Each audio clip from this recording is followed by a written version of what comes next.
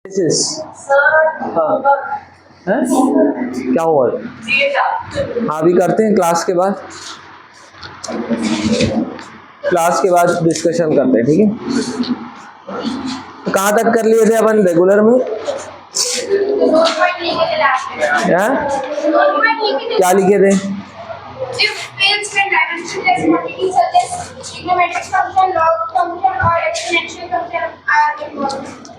ठीक है ना। अब कुछ नोट पॉइंट लिखेंगे हम।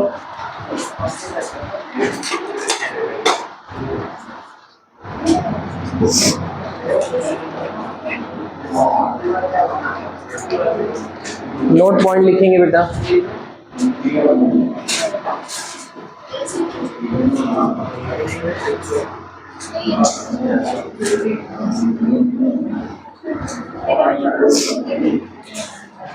देखो साइन के बाद जो भी होगा है ना वो डायमेंशनलेस होगा। क्या होगा? डायमेंशनलेस। और ये पूरा साइन और ये पूरा मिला के भी क्या होगा? डायमेंशन।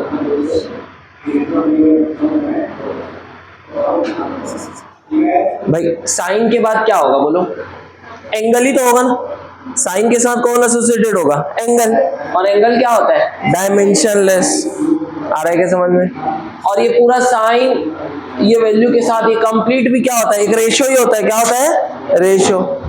जैसे साइन 30, ये पूरा साइन 30 वैल्यू कितनी आएगी? हाफ, है ना। जैसे एग्जांपल में ले लिया साइन 30, तो साइन के बाद ये क्या है? ये 30 is a number, it is a dimensionless quantity. अब पूरा ये साइन 30 भी क्या होता है? हाफ, वो भी डायमेंशनलेस होगा। समझ में आ रहा है ये? तो ध्यान रखना है हमको, साइन के बाद जो भी होगा वो डायमेंशनलेस होगा और ये पूरा भी क्या होगा? डायमेंशनलेस। सारे ट्रिग्नोमेट्रिक रेशियो के लिए एप्लीकेबल है। कॉस के बाद जो भी होगा वो डायमेंशनलेस और पूरा कॉस के साथ पूरा भी क्या होगा? Dimension. Sine cos tan cot sec cosec, लेकिन भाई बस एक का लिखा रहा हूं, ठीक है। अंडरस्टूड है कि सारे ट्रिग्नोमेट्रिक रेशियो जो है वो क्या होंगे? डायमेंशनलेस। नेक्स्ट पॉइंट,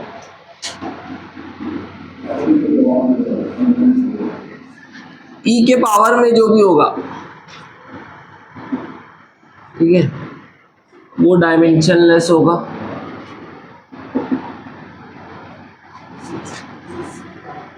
और ये पूरा e टू द पावर जो भी होगा वो पूरा मिला के भी डायमेंशनलेस होगा।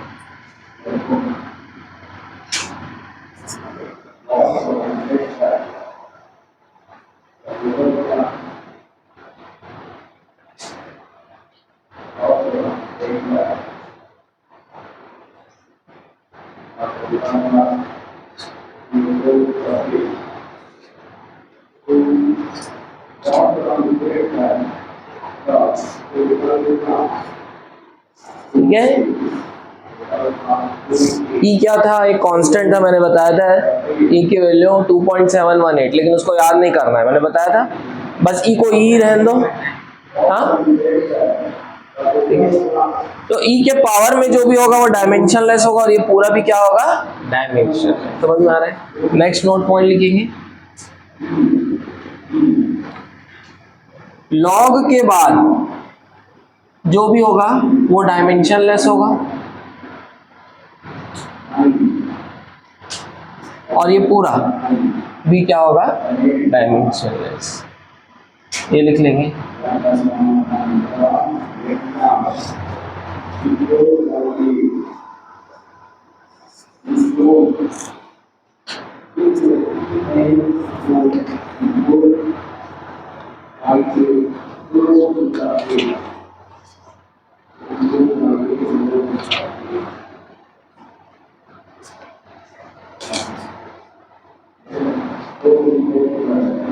ठीक है क्या?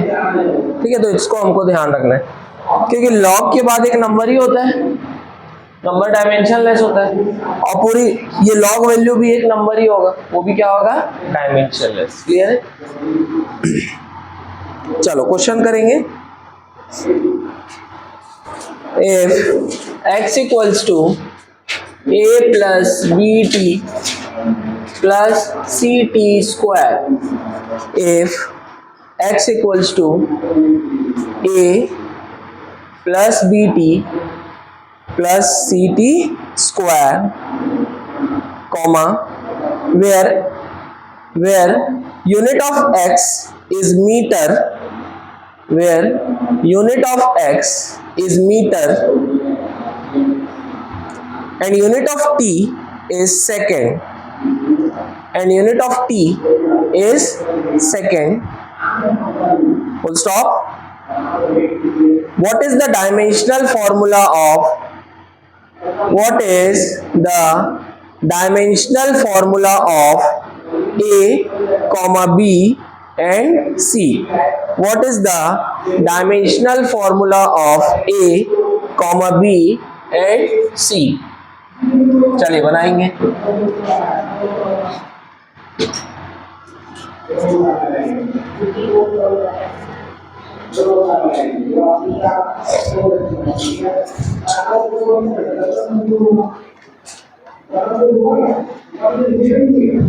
सो आपको इक्वेशन दिया x equals to a plus b t plus c t square, ठीक है। x की यूनिट है मीटर में और t की यूनिट है सेकेंड में। आपको a b एंड c का डायमेंशनल फॉर्मूला बताना है, डायमेंशनल फॉर्मूला आ रहा है क्या विवेक?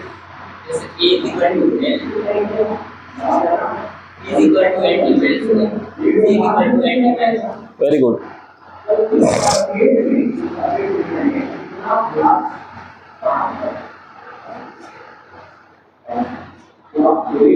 देखो अब अगर ये इक्वेशन दिया है तो हम ये मान के चलेंगे कि ये करेक्ट है। क्या मानेंगे? करेक्ट। अब इसमें नहीं पढ़ना है कि ये करेक्ट है कि नहीं, ये मान के चलेंगे कि है। अभी हमको इसकी करेक्टनेस चेक तो नहीं करना है। आपको ये क्वेश्चन दिया मतलब ये सही है। अगर ये सही है तो डायमेंशनली भी क्या होगा? सही होगा। अगर कोई क्वेश्चन सही है तो डायमेंशनली भी क्या होना चाहिए? करेक्ट। अब हम लगाएंगे principal of homogeneity. Principal of homogeneity के अकॉर्डिंग इक्वल के लेफ्ट हैंड साइड और राइट हैंड साइड जितने भी टर्म्स होते हैं सभी के डायमेंशनल फॉर्मूला सेम होंगे। क्लियर है ना? तो एक टर्म हो गया x, एक टर्म हो गया a, एक टर्म हो गया bt। बोलो क्लियर है ना? ये पूरा मिला के bt मिला के मल्टीप्लाई और डिवाइड करके एक टर्म बनता है। बोलो क्लियर है? और एक टर्म हो गया ct स्क्वायर। समझ में आ रहा है ये? तो हम बोल सकते हैं क्या? Dimensional formula of x is equal to dimensional formula of a is equal to dimensional formula of bt is equal to dimensional formula of ct square. क्योंकि a के साथ कौन ऐड हो रहा है? bt ऐड हो रहा है। तो a और bt का डायमेंशनल फॉर्मूला क्या होगा? सेम होगा। तो जितने भी टर्म्स होते हैं सबके डायमेंशनल फॉर्मूला सेम होते हैं। तो आप किसी भी दो को रिलेट कर सकते हो। पहला तो एकदम इजी दिख रहा है, x is equal to a। तो a का डायमेंशनल फॉर्मूला किसके जैसे होगा? x के। अब x का डायमेंशनल फॉर्मूला कैसे पता करोगे? x की यूनिट क्या है? मीटर। मीटर किसके लिए होता है? लेंथ के लिए। मीटर किसके लिए होता है? लेंथ के लिए। तो x का डायमेंशनल फॉर्मूला होगा m0 L1 T0, या फिर और सिंपली L1 भी लिख सकते हो। तो जो डायमेंशनल फॉर्मूला x का है वही किसका होगा? a का। So therefore dimensional formula of a is L1। बोलो क्लियर है क्या? आया समझ में कॉन्सेप्ट आपको? ठीक है? नहीं है? अथर नहीं है बेटा? लास्ट क्लास में हमने क्या पढ़ा था? प्रिंसिपल ऑफ होमोजेनिटी पढ़ा था कि किसी भी इक्वेशन में जितने भी टर्म्स होते हैं वो डायमेंशनली क्या होना चाहिए? सेम होना चाहिए। तो ऑब्वियसली a के साथ कौन हो रहा है? ऐड हो रहा है bt। टर्म्स आपस में या तो ऐड होंगे या तो सबट्रैक्ट। तो a के साथ bt ऐड हो रहा है तो bt एक टर्म हो गया, और bt के साथ कौन ऐड हो रहा है? ct square. तो ct स्क्वायर एक टर्म हो गया ना। अब ये तीनों ऐड हो रहे हैं तो ऑब्वियसली तीनों सेम क्वांटिटी होगी। वेलोसिटी से वेलोसिटी ही ऐड होगी, एक और वेलोसिटी ही ऐड होगी, और जो मिलेगा वो भी क्या होगी? वेलोसिटी ही होगी। तो अगर ये सभी वेलोसिटी है, जस्ट फॉर एग्जांपल, तो अगर ये सभी एक ही फिजिकल क्वांटिटी, तो सभी का डायमेंशनल फॉर्मूला क्या होना चाहिए? सेम। तो जो डायमेंशनल फॉर्मूला a का होगा वही bt का होगा, और वही ct स्क्वायर का होगा, और वही किसका होगा? x का। वही तो लिखा ना मैंने। तो अब a का किसके जैसे? अगर मैं इन दोनों को रिलेट कर दूं तो दो अननोन हो जाएंगे। अभी ना मुझे a पता है ना b पता है, तो पहले मैं इन दोनों को रिलेट कर रहा हूं। a is equal to x, और x क्या है, लेंथ है। कैसे पता चला, x की यूनिट क्या है, मीटर में, और मीटर में किसकी यूनिट होती है, लेंथ की। तो x क्या है, लेंथ है। तो क्योंकि x का डायमेंशनल फॉर्मूला L1 होगा और a का डायमेंशनल फॉर्मूला x के जैसे है, तो a का भी कितना होगा, L1। क्लियर हो गया, बोलो पक्का। अब हमको चाहिए b की वैल्यू। चलो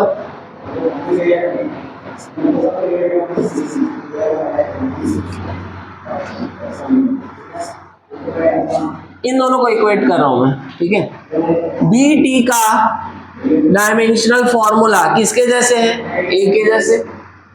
तो बी का डायमेंशनल फॉर्मूला कैसे फाइंड करोगे, dimensional formula of A upon dimensional formula of T. ये टी को नहीं चले जाओगे, बोलो क्लियर है क्या।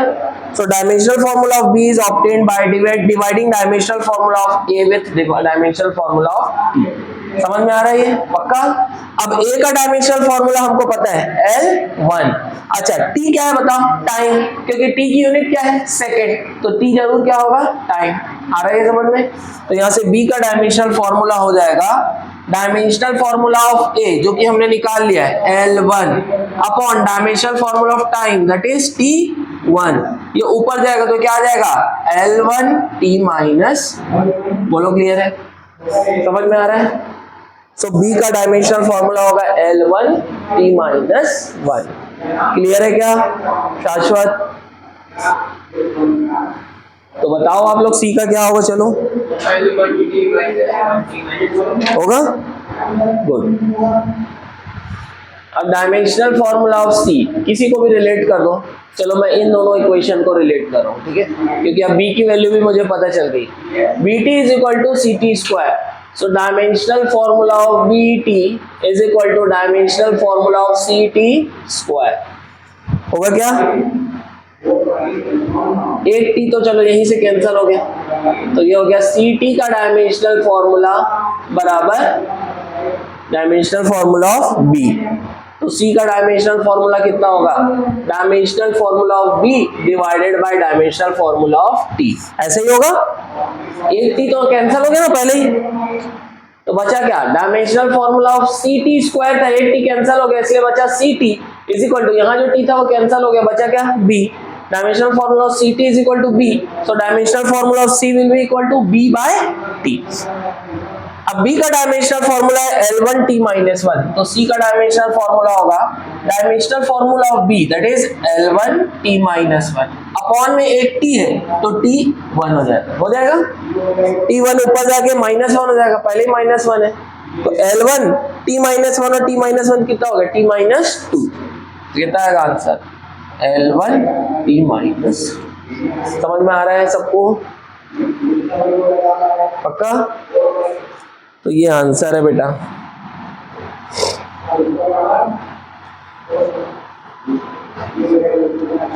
किसका, विवेक का आ गया था, गुड। और किसी का सही आया था क्या, आयशा का, गुड। शाश्वत का थोड़ा लेट आया, आशी समझ में आ गया बेटा इधर। चलो नेक्स्ट क्वेश्चन लिखेंगे।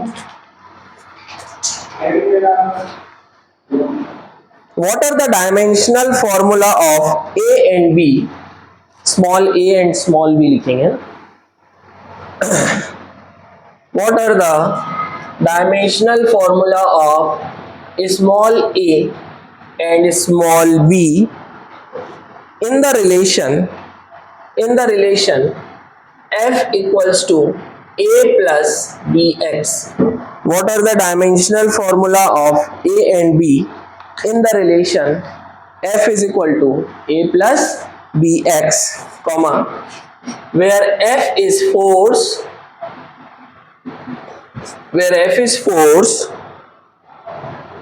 and x is distance,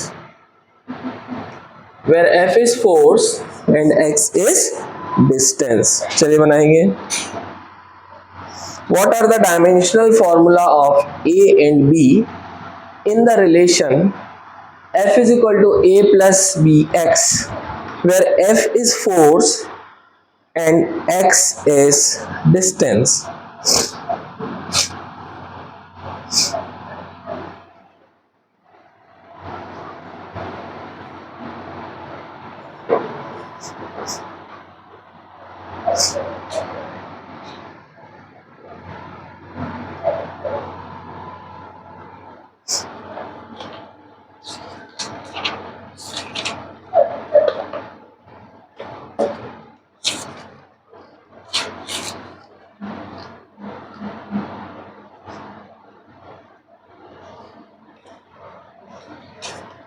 क्या आ रहा है बोलिए?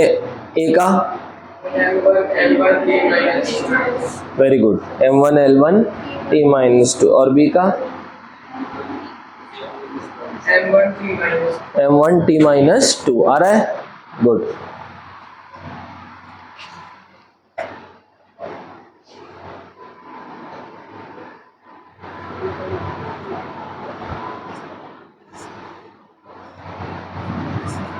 कॉन्सेप्ट अपना वही रहेगा कि सेम फिजिकल क्वांटिटीज ही आपस में ऐड होती हैं या सब्ट्रैक्ट होती हैं। इक्वल के लेफ्ट हैंड साइड और राइट हैंड साइड जितने भी टर्म्स होंगे सभी के डायमेंशनल फॉर्मूला क्या होंगे? सेम। यहाँ पर तीन टर्म दिख रहे हैं, एक F, एक A और एक BX। बोलो क्लियर है? तो हम क्या बोल सकते हैं? Dimensional formula of F should be equal to dimensional formula of A should be equal to dimensional formula of BX। बोलो क्लियर है? क्योंकि A का एडिशन ना ही B के साथ हो रहा है ना ही X के साथ, वो BX के साथ हो रहा है, तो A का डायमेंशनल फॉर्मूला BX के बराबर होना चाहिए। तो पहला तो इजी हो गया, A का डायमेंशनल फॉर्मूला फोर्स के जैसे होगा, तो A का डायमेंशनल फॉर्मूला फोर्स के जैसे हो गया, आंसर पहला आ गया। फोर्स का डायमेंशनल फॉर्मूला हमको याद है, मैं ज्यूम कर रहा हूं, बोलो M1L1 T-2, ठीक है ना? ठीक है, इसको निकाल भी सकते हैं, निकालने की जरूरत नहीं है, ये आप लोगों को क्लियर है ना? नेक्स्ट, अब दूसरा क्या बोलते हैं? चलो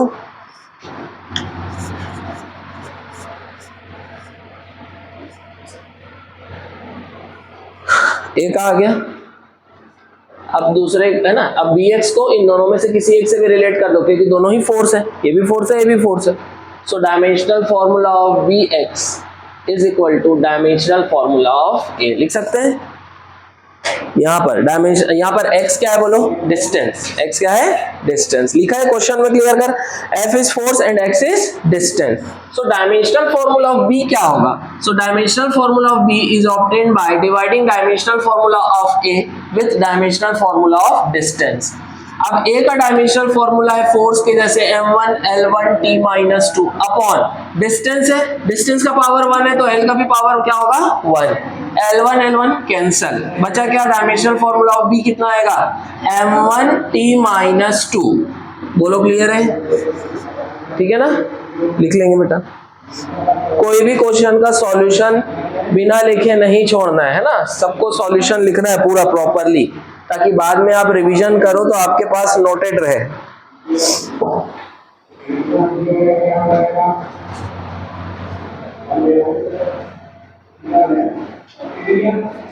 हो गया? नेक्स्ट क्वेश्चन लिखेंगे।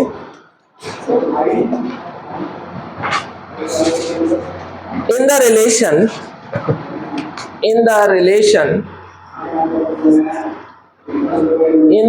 बेटा कुछ डाउट है आपको? In the relation E is equal to H nu, in the relation E is equal to H nu, E is energy, nu is frequency,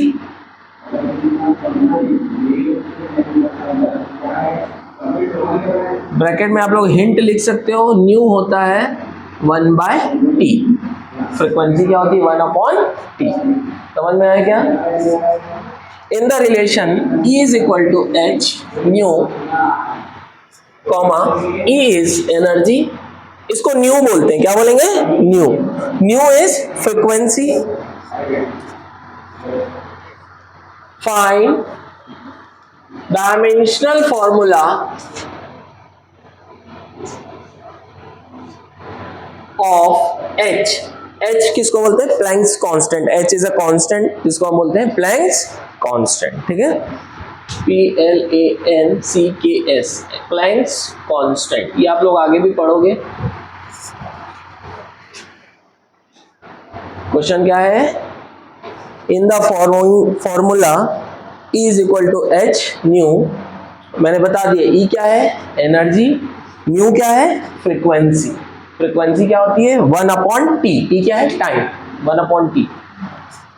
find dimensional formula of H, what is H, Planck's constant.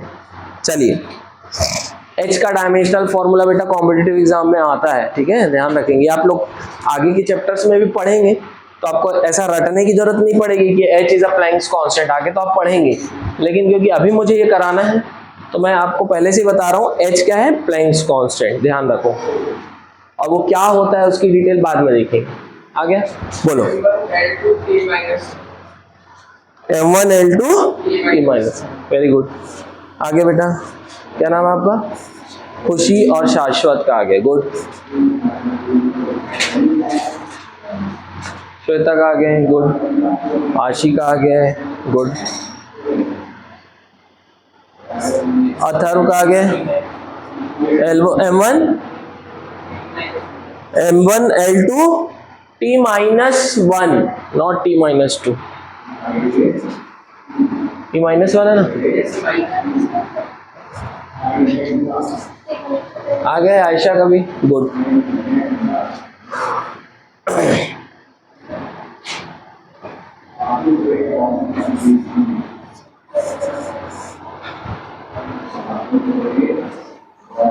चलो बना लेते हैं।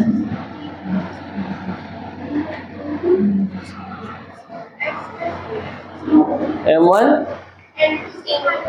T minus 1, good बेटा। आगे देखो energy is equal to H into frequency है, तो H का डायमेंशनल फॉर्मूला कैसे फाइंड करोगे, by dividing dimensional formula of energy with dimensional formula of frequency. ऐसे ही होगा, ऐसे ही होगा कि नहीं। अब एनर्जी का डायमेंशनल फॉर्मूला हमने पहले भी निकाला है, एनर्जी का डायमेंशनल फॉर्मूला क्या होता है बोलो, M1 L2 T माइनस 2। कोई भी एनर्जी देखो, चाहे कोई भी एनर्जी हो, सभी का डायमेंशनल फॉर्मूला सेम होगा, क्योंकि सारी एनर्जी सेम होती है। बोलो क्लियर है। और एक शॉर्टकट तरीका बताया था एनर्जी का निकालने का, आगे भी आप पढ़ोगे, work energy theorem. Work done on the body is equal to change in kinetic energy of the body. Body में जितना वर्क डन होगा वो किसके बराबर होगा, जितनी बॉडी की काइनेटिक एनर्जी में चेंज होगा। समझ में आ रहा है। तो चेंज इन काइनेटिक एनर्जी भी तो काइनेटिक एनर्जी भी ही होगी। मान लो final kinetic energy 100 joule minus initial kinetic energy है 80 joule, kinetic energy minus kinetic energy भी तो एक काइनेटिक एनर्जी ही होगी ना। 100 माइनस 80 कितना होगा 20 जूल, तो ये भी क्या है काइनेटिक एनर्जी है। तो work is equal to kinetic energy बोल सकते हैं। डायमेंशनली वर्क का जो डायमेंशनल फॉर्मूला होगा, क्योंकि वर्क और एनर्जी एक बराबर है, तो जो डायमेंशनल फॉर्मूला वर्क का होगा वही डायमेंशनल फॉर्मूला किसका होगा, एनर्जी का। आ रहा है क्या समझ में। क्योंकि आप वर्क करोगे तभी आपको एनर्जी मिलेगी, या एनर्जी मिलेगी तभी आप क्या कर सकते हो वर्क। तो दोनों नेचर वाइज सेम है, तो दोनों का डायमेंशनल फॉर्मूला सेम होगा। सो आपने वर्क का फॉर्मूला पता है, फोर्स इंटू डिस्प्लेसमेंट होता है क्या, जल्दी बोलो। वर्क क्या होता है, फोर्स इंटू डिस्प्लेसमेंट। अब वर्क का डायमेंशनल फॉर्मूला आप फाइंड कर सकते हो by multiplying dimensional formula of force with dimensional formula of displacement. आ रहा है। फोर्स का डायमेंशनल फॉर्मूला हमको याद है M1 L1 T माइनस 2, और डिस्प्लेसमेंट क्या होती है लेंथ, उसका डायमेंशनल फॉर्मूला क्या होगा L1। तो ये हो जाएगा M1 L1 into L1 is L2 T minus 2। समझ में आ रहा है। तो वर्क का डायमेंशनल फॉर्मूला क्या आ गया M1 L2 T माइनस 2, और यही डायमेंशनल फॉर्मूला किसका होगा, एनर्जी का। आ रहा है क्या समझ में, बोलो क्लियर है। तो एनर्जी का आपने डायमेंशनल फॉर्मूला निकाल लिया। तो डायमेंशनल फॉर्मूला हमको चाहिए प्लैंक्स कांस्टेंट का, it is equal to dimensional formula of energy upon dimensional formula of frequency. Energy का डायमेंशनल फॉर्मूला आपने निकाल लिया M1 L2 T minus 2 upon frequency का डायमेंशनल फॉर्मूला बोलिए। फ्रीक्वेंसी क्या होती है देखो 1 अपॉन टाइम, 1 अपॉन टाइम को क्या बोलते हैं फ्रीक्वेंसी। आ रहा है क्या समझ में। तो इसका डायमेंशनल फॉर्मूला क्या होगा 1/t⁻1 होगा ऐसा। तो फ्रीक्वेंसी का डायमेंशनल फॉर्मूला क्या लिखूंगा, 1/t⁻1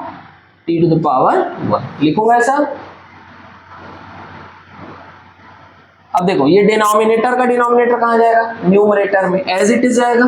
तो ये हो जाएगा m1 L2 t-2, ये तो पहले से ही है, और t⁻1 ऊपर जाएगा, t⁻1 कहाँ जाएगा, ऊपर। तो -2 और +1 कितना हो जाएगा, -1, कितना हो जाएगा, -1। तो ये जाएगा m1 L2 t-1, m1 L2 t-1। समझ में आ रहा है ये, पक्का लिख लो।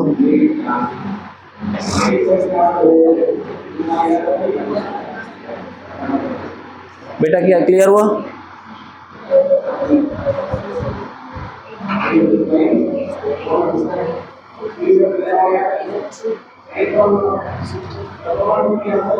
ठीक है, तो ये हो गया dimensional formula of Planck's constant. अब यहाँ पर किसी को कोई डाउट है तो पूछ सकता है, शर्माने की जरूरत नहीं है। क्या किसी को कोई डाउट आ रहा है, बोलिए प्रणव, कुछ भी डाउट है तो पूछ लिया करो बेटा, बोलो क्या डाउट आ रहा है, किसका? वर्क का कैसे निकालें? देखो वर्क होता है फोर्स इनटू डिस्प्लेस। अगेन ये चैप्टर आपका आगे जाके और स्ट्रांग हो जाएगा जब हम चैप्टर्स आगे के पढ़ते जाएंगे। जब आप वर्क का फॉर्मूला पढ़ लोगे तो अभी जैसे आपको इतना वो लग रहा है, एफर्ट लग रहा है, आपको आगे इतना बार ये क्वेश्चन बना लोगे कि आपको ये पूरा याद रहेगा। ठीक है, तो वर्क होता है फोर्स इनटू डिस्प्लेसमेंट। अगर फोर्स का डायमेंशनल फॉर्मूला और डिस्प्लेसमेंट का डायमेंशनल फॉर्मूला मल्टीप्लाई कर दो तो मुझे किसका डायमेंशनल फॉर्मूला मिल जाएगा, वर्क का। और जो डायमेंशनल फॉर्मूला वर्क का है वही डायमेंशनल फॉर्मूला एनर्जी का है। बोलो क्लियर है? तो वर्क का डायमेंशनल फॉर्मूला होगा, फोर्स का हमको याद है m1 L1 t-2, और डिस्प्लेसमेंट क्या होती है, लेंथ होती है। क्या होती है, लेंथ। तो लेंथ के लिए L1 हो गया, L1 इंटू L1 कितना हो जाएगा, L2। तो m1 L1 और L1 हो गया L2 t-2। यहां तक क्लियर है? तो ये एनर्जी का डायमेंशनल फॉर्मूला आ गया। वर्क का आया मतलब किसका आ गया, एनर्जी का। और मैंने आपको बताया फ्रीक्वेंसी क्या होती है, फ्रीक्वेंसी होती है 1/टाइम। फ्रीक्वेंसी क्या होती है, 1/टाइम। बोलो क्लियर है? तो यहां पर या तो आप सीधा ऐसा लिख लो 1/टाइम मतलब t-1। क्या लिख सकते हो, t-1। t-1 से 1 - 1 क्या हो गया, कैंसर। या तो मैंने ऐसा बनाया है 1/t, t मतलब t⁻1। अब ये ऊपर जाएगा तो एज इट इज जाएगा। अभी क्लियर हुआ? ठीक है बेटा,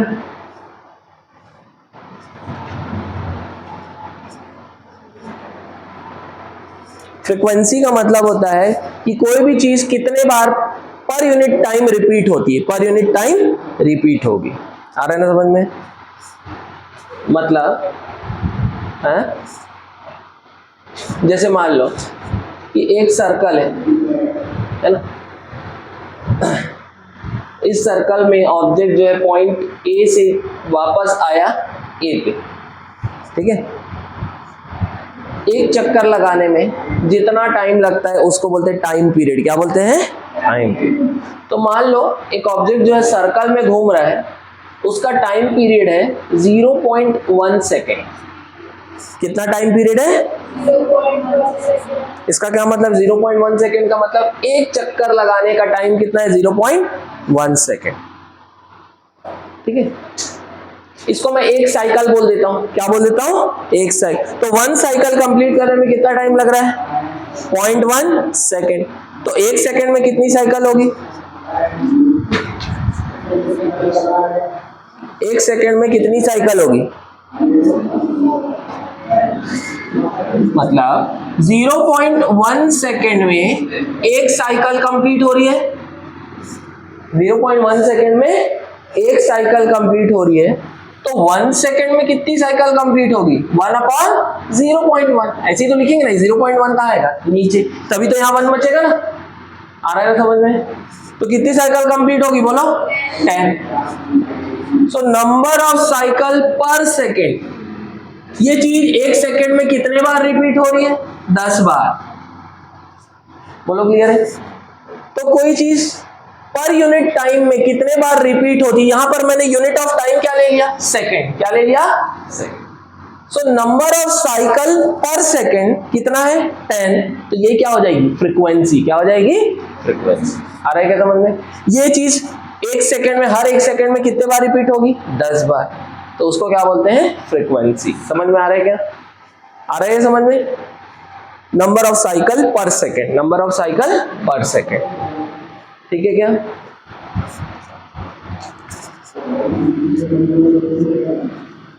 सो फ्रीक्वेंसी हो गई 10 साइकिल पर सेकेंड।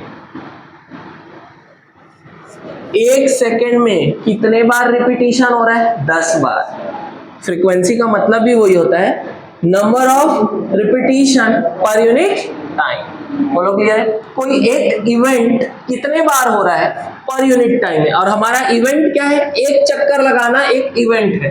तो एक चक्कर जब लगता है तो उसको हम क्या बोलते हैं, एक साइकिल। क्या बोलते हैं, तो पर सेकेंड में कितनी साइकिल कंप्लीट हो रही है, 10। तो 10 क्या हो जाएगी, फ्रीक्वेंसी।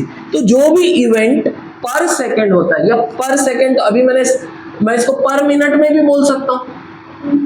बोलो एक मिनट में कितना साइकिल कंप्लीट होगा, तो 60 से डिवाइड कर लूंगा, मल्टीप्लाई करूंगा, कितना होगा, 600। तो फ्रीक्वेंसी कितनी हो जाएगी, 600 साइकिल पर मिनट हो जाएगी। भाई जब एक सेकेंड में कितनी साइकिल रिपीट हो रही है, 10। तो एक मिनट में कितनी होगी, 10 इंटू 60 कितनी होगी, 600। तो 10 साइकिल पर सेकेंड ये भी फ्रीक्वेंसी है। 600 साइकिल पर मिनट ये भी क्या है, फ्रीक्वेंसी। अब यहां और यहां पे डिफरेंस क्या है कि आपने यूनिट ऑफ टाइम को ले लिया है सेकेंड, और यहां पर टाइम की यूनिट क्या लिया है, मिनट। तो एक जनरल डेफिनेशन क्या होगा फ्रीक्वेंसी का, number of cycle per unit time, number of cycle per unit of time. आ रहा है ना समझ में। अब वो यूनिट आपके ऊपर डिपेंड करता है कि आप यूनिट कौन सी चूज करते हो। बोलो क्लियर है। लेकिन ज्यादातर हम यूनिट जो है सेकंड चूज करते हैं, इसलिए इन जनरल डेफिनेशन कई लोग बोलते हैं नंबर ऑफ साइकिल पर सेकेंड, नंबर ऑफ साइकिल पर सेकेंड। नहीं आया समझ में, पक्का क्लियर हो रहा है, ठीक है। आगे जब हम फ्रीक्वेंसी पढ़ेंगे तो और देखेंगे। अभी मैं आप लोगों को आगे की चीजें भी इंट्रोड्यूस कर रहा हूं, तो थोड़ा आपको वो लग रहा होगा, लेकिन अभी अगर ये समझ में नहीं आया है फ्रीक्वेंसी तो कोई प्रॉब्लम नहीं। अभी आप फ्रीक्वेंसी का बस फॉर्मूला ध्यान रखो, 1/टाइम, 1/टाइम।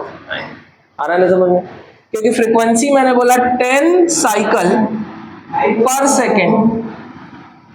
अब मुझे बताओ पर के बाद जो भी होता है वो कहाँ होता है, डिनोमिनेटर में। कहाँ होता है, डिनोमिनेटर। तो 10 साइकिल पर सेकेंड ऐसा लिख सकता हूं मैं, 10 साइकिल पर सेकेंड। अब ये तो सिंपली नंबर है, इसका तो कोई यूनिट नहीं होगा। तो बचा क्या, यूनिट में सिर्फ एक ही बचा, कौन, सेकेंड। और सेकेंड किसकी यूनिट है, टाइम की। तो डायमेंशनली अगर मैं बोलूं कि फ्रीक्वेंसी का डायमेंशन क्या होगा, इसका कोई डायमेंशन होगा क्या, नहीं। तो फ्रीक्वेंसी का डायमेंशन क्या होगा, अच्छा जिसका डायमेंशन नहीं होता है, डायमेंशनलेस क्वांटिटी की जगह 1 लिख दिया करो, क्योंकि 1 is simply a number and simplest way to represent a dimensionless quantity. 10 भी लिख सकते हो, 2 भी लिख सकते हो, लेकिन सभी डायमेंशनलेस है। सबसे आसान क्या है, 1 लिख दो। क्या लिख दो, 1। तो यहाँ इसकी जगह डायमेंशनली अगर मैं लिखूंगा तो क्या लिखूंगा, 1 अपॉन सेकेंड किसका है, टाइम का, अपॉन टी। तो फ्रीक्वेंसी का डायमेंशनल फॉर्मूला क्या होगा, 1/t। आ रहा है क्या समझ में, पक्का बेटा। इधर कुछ डाउट है, प्रधान क्लियर हो रहा है प्रणव कि कुछ डाउट है। तो फ्रीक्वेंसी का अभी आप लोग फॉर्मूला याद रखेंगे, आगे हम पढ़ेंगे तो डिटेल में भी पढ़ेंगे तो आपको और समझ में आएगा। चलो नेक्स्ट क्वेश्चन लिखेंगे।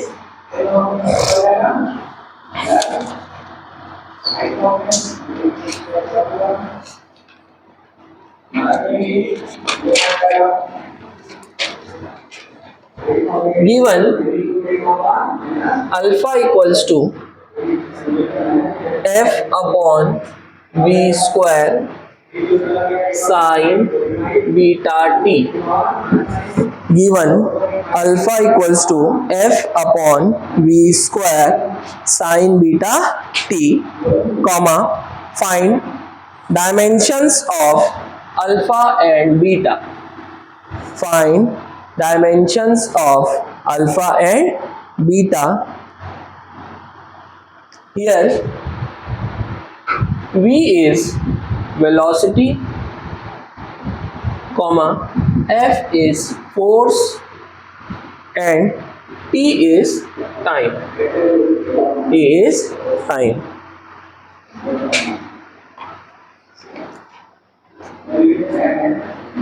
Given alpha equals to f upon v square sine beta t, find dimensions of alpha and beta.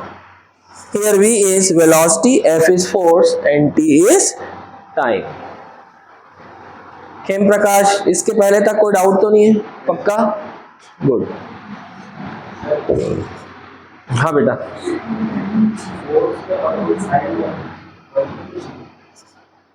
f upon we square into sine beta T.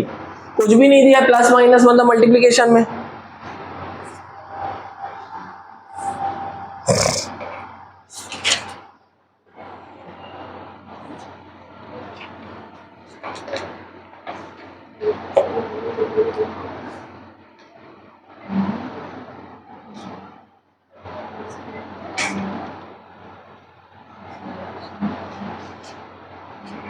Sign beta की डायमेंशन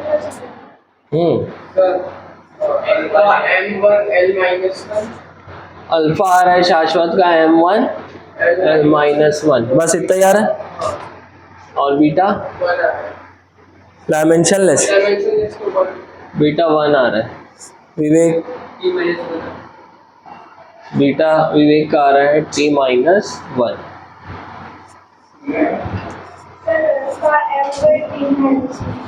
m1 बेटा इतना सारा answer आ रहा है. आशी का आ रहा है अल्फा m1 t-1.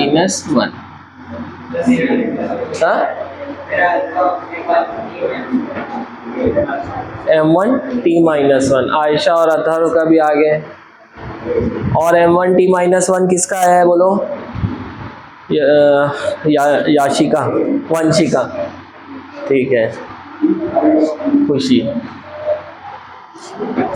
वंशिका और खुशी का भी आ रहा है m1 t-1.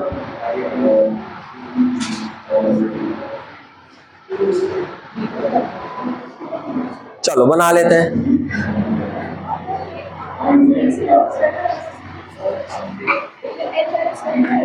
चलो सबसे पहले एक काम करते हैं, बीटा का निकालना. बेटा है किसका?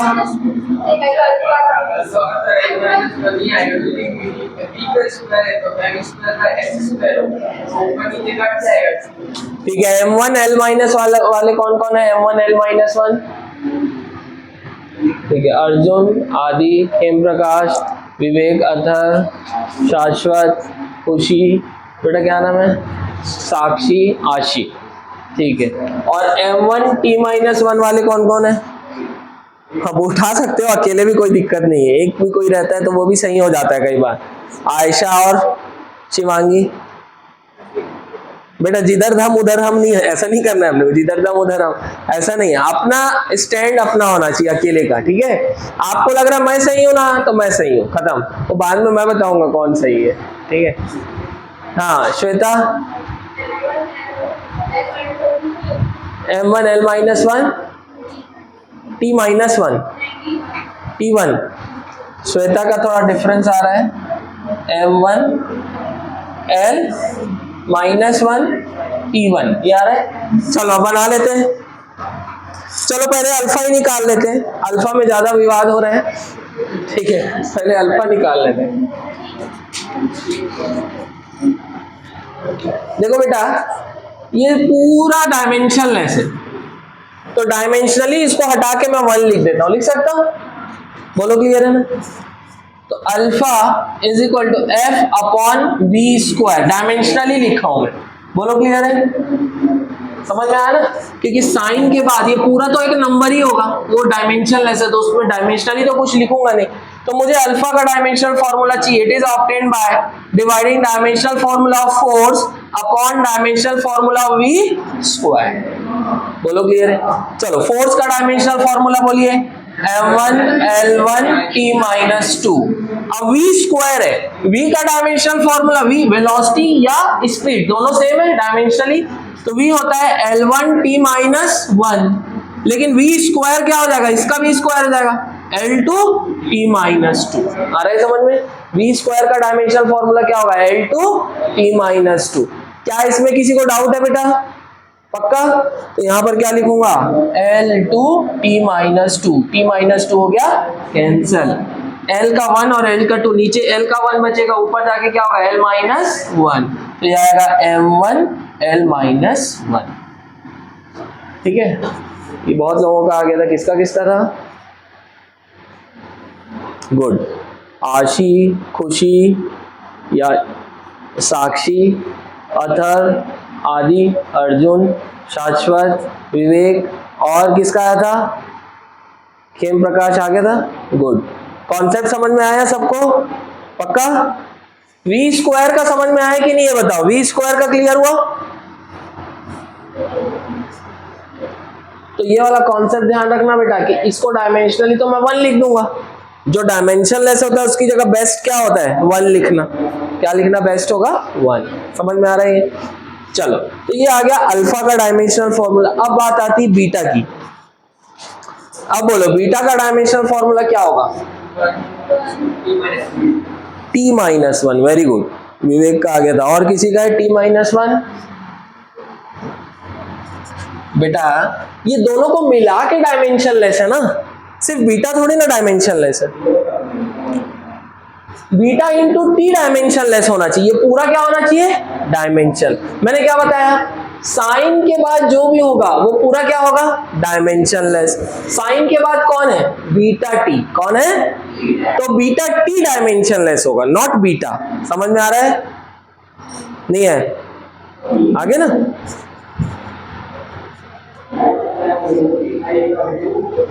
साइन के बाद जो भी होगा वो डायमेंशन लेस होगा, और साइन के बाद है यहाँ बीटा टी, तो बीटा इंटू टी क्या होगा? Dimension less. समझ में आ रहा है? ये क्लियर है?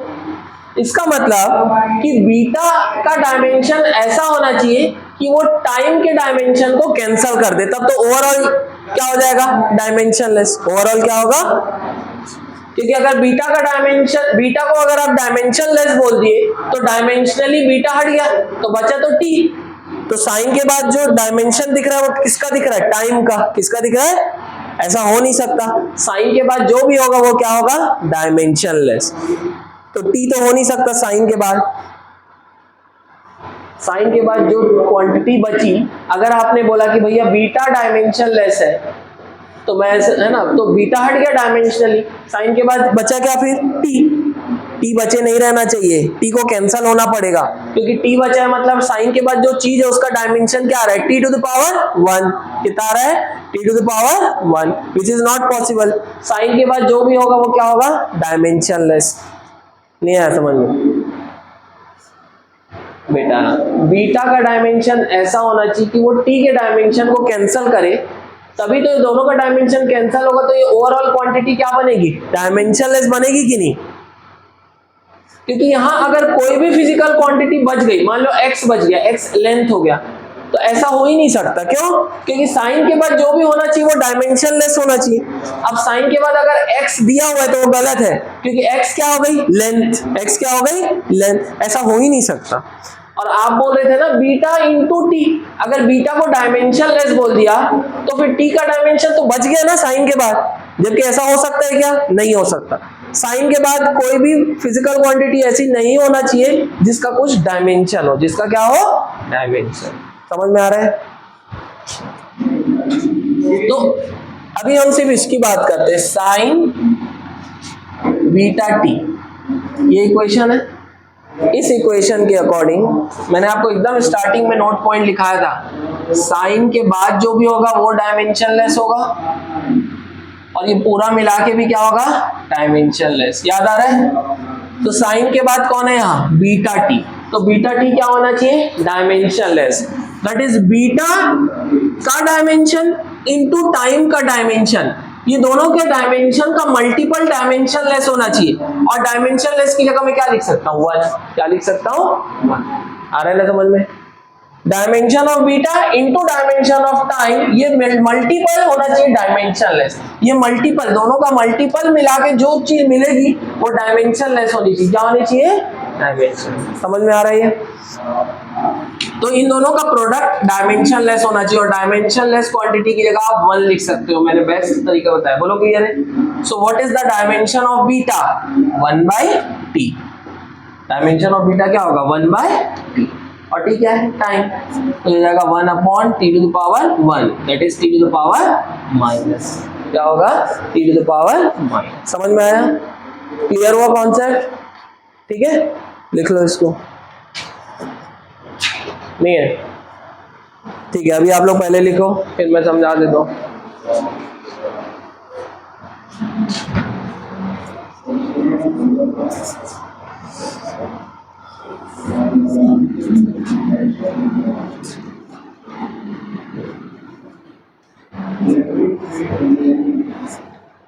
समझ में आया?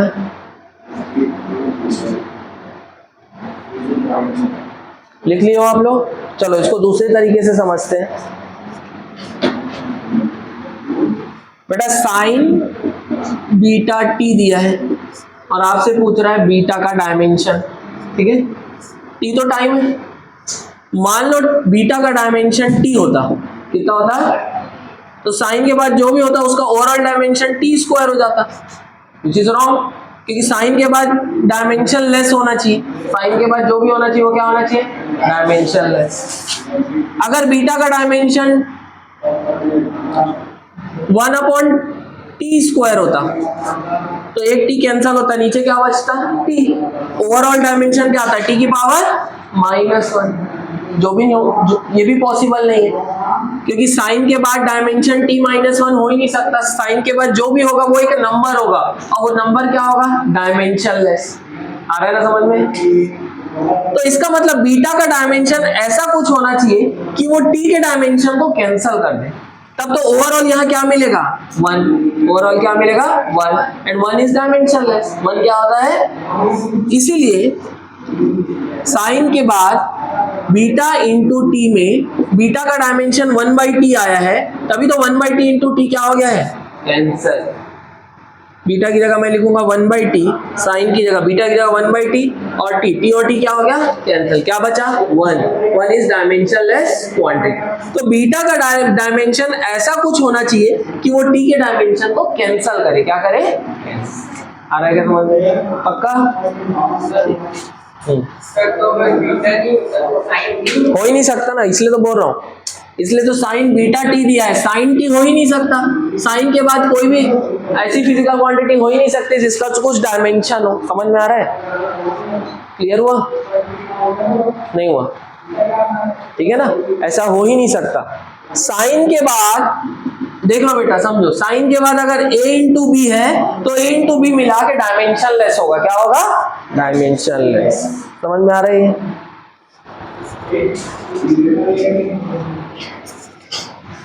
आगे आप पढ़ोगे सिंपल हार्मोनिक मोशन में एक इक्वेशन आता है, देखो y is equal to a sine omega t। y is equal to a sine omega t, ठीक है? ओमेगा है ना, ओमेगा होता है एंगुलर फ्रीक्वेंसी या एंगुलर वेलोसिटी, हम आगे पढ़ेंगे। ओमेगा का फॉर्मूला होता है 2π/t। क्या होता है, 2π/t। आ रहा है समझ में? और t क्या है, टाइम। t क्या है, टाइम। तो ओमेगा इंटू टी करूंगा, डायमेंशनली अगर मैं देखूं तो ओमेगा का डायमेंशनल फॉर्मूला क्या है, 1/t, क्योंकि 2π तो एक नंबर है। 2π क्या है, सिंपली एक नंबर है ना। फिर से समझो इसको, थोड़ा स्लोली समझाते हैं, समझो आराम से समझो, हड़बड़ाओ मत। देखो होता क्या है ना कि अपना एक बार जो कॉन्सेप्ट बनेगा ना, अगर अभी बनने में प्रॉब्लम आ रही है तो अपन उस चीज को बार बार रिपीट कर सकते हैं, ठीक है, कोई दिक्कत नहीं। y is equal to a sine omega t, ये फॉर्मूला आता है, हम पढ़ते हैं, ठीक है। y क्या है, डिस्टेंस है, ये होता है एम्पलीट्यूड, ये भी क्या होता है डिस्टेंस। अब इसके बारे में डिटेल में अपन बाद में पढ़ेंगे, अभी समझ लो ये भी डिस्टेंस है और ये भी क्या है डिस्टेंस। और होना भी चाहिए प्रिंसिपल ऑफ होमोजेनिटी के हिसाब से इक्वल के लेफ्ट हैंड साइड और राइट हैंड साइड जितने भी टर्म होते हैं सभी का डायमेंशनल फॉर्मूला क्या होगा सेम। ये डिस्टेंस है तो ये भी डिस्टेंस होगा, क्यों? क्योंकि ये पूरा तो डायमेंशनलेस है, ये पूरा वैल्यू क्या है डायमेंशनल है। तो डायमेंशनली अगर ये डिस्टेंस है तो ए भी क्या होगा डिस्टेंस। बोलो क्लियर है, ये समझ में आया? अब बात आती है इसकी, अब मैंने बोला साइन के बाद जो भी होना चाहिए वो क्या होना चाहिए डायमेंशनलेस, मतलब ओमेगा टी ये क्या होना चाहिए डायमेंशनलेस, क्या होना चाहिए डायमेंशन। अब ओमेगा का फॉर्मूला होता है 2 पाई इंटू फ्रीक्वेंसी होता है, फ्रीक्वेंसी की जगह 1/t लिख देते हैं तो ये आ जाता है 2 पाई बाय टी। क्या आ जाता है, आ रहा है क्या समझ में? चलो अब ओमेगा इंटू टी करता हूं मैं, क्योंकि मुझे क्या प्रूफ करना है कि ओमेगा इंटू टी क्या होना चाहिए डायमेंशनलेस, क्या होना चाहिए। अब ओमेगा की जगह क्या लिखूंगा 2 पाई बाय टी इंटू ये भी टाइम है। अब डायमेंशनली अगर देखा जाए तो 2 पाई का कोई डायमेंशन है क्या, नहीं, इसको हटा के 1 लिख दो। ये टाइम है और ये भी क्या है टाइम, दोनों का डायमेंशनल फॉर्मूला क्या हो गया कैंसिल, तो ओवरऑल क्या बचा 1 इज डायमेंशनलेस। आ रहा है ना समझ में? इसका मतलब ये है कि ट्रिग्नोमेट्रिक रेशियो के सामने जो भी होगा वो हमेशा क्या होगा डायमेंशनलेस। क्लियर हो रहा है क्या, समझ में आया पॉइंट? प्रणव और किसका डाउट था, समझ में आया क्या और डाउट है? पक्का बोल दे। फॉर्मूले में अब जैसे मान लो मेडिकल है इस फॉर्मूले में तो y = a * 1 लिख सकते हैं, y = a * 1 लिख सकते हैं। बेटा 1 नहीं लिखोगे क्योंकि y इस पे डिपेंड करता है ना t पे, y किस पे डिपेंड करता है t पे, तो कहीं ना कहीं इक्वेशन में t भी तो आना चाहिए।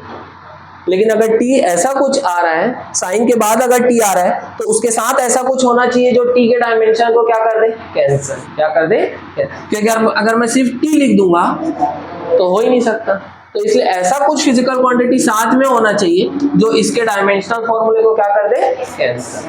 समझ में आ रही है, क्लियर है क्या? अब ये ओमेगा टी क्यों आया उसमें मत जाओ, तो मैं डिटेल में बताऊंगा ये आया कैसे, ठीक है? लेकिन ये अभी मेरा समझाने का एम ये है कि साइन के बाद जहां भी कोई भी फिजिकल क्वांटिटी आपको मिलेगी वो डायमेंशनलेस होगी, वो क्या होगी डायमेंशनल। अभी क्लियर है बोलो, अभी भी कुछ डाउट है?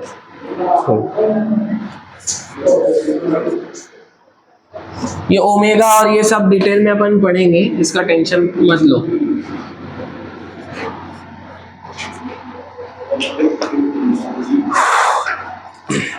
नेक्स्ट क्वेश्चन लिखेंगे।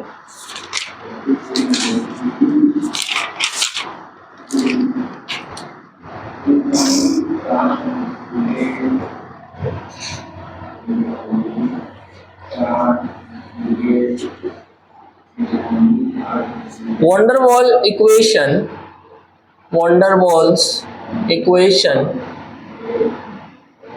is given as P minus A upon V square into V minus B is equal to nRT is equal to nRT. Van der Waals equation is given as P minus A by V square into V minus B is equal to nRT. Find dimensions of A and B. Find dimensions of A and B. Full stop. Where P is gas pressure, comma V is volume of gas and T is temperature of gas. Van der Waals equation is given as P minus A upon V square into V minus B is equal to nRT. Find dimensions of A and B, where P is pressure of gas, V is volume of gas, and T is temperature of gas. जरूरत नहीं पड़ेगी। अभी मेरा M आपको ये पूरा equation नहीं बताना है, मेरा इक्वेशन आपको डायमेंशन निकालना सिखाना है। उसके लिए एन आर क्या होता है इसकी जरूरत ही नहीं पड़ेगी, उसकी जरूरत ही नहीं पड़ेगी आपको। सर उसको पूरा एक टर्म मानिए ना, बीच में मल्टीप्लिकेशन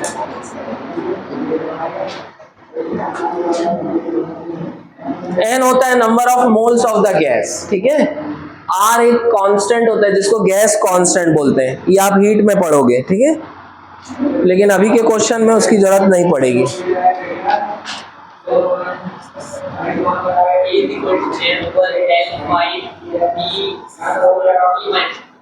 M1L5 ये किसका आ रहा है?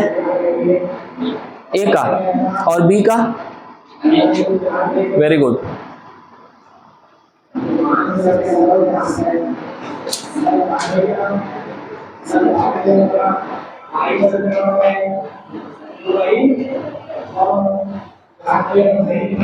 बेटा इसके पहले तक कोई डाउट है क्या? इधर आपको क्लियर है पूरा? पक्का? ठीक है। फैजान इसके पहले तक क्लियर है? आपको क्लियर है? प्रणव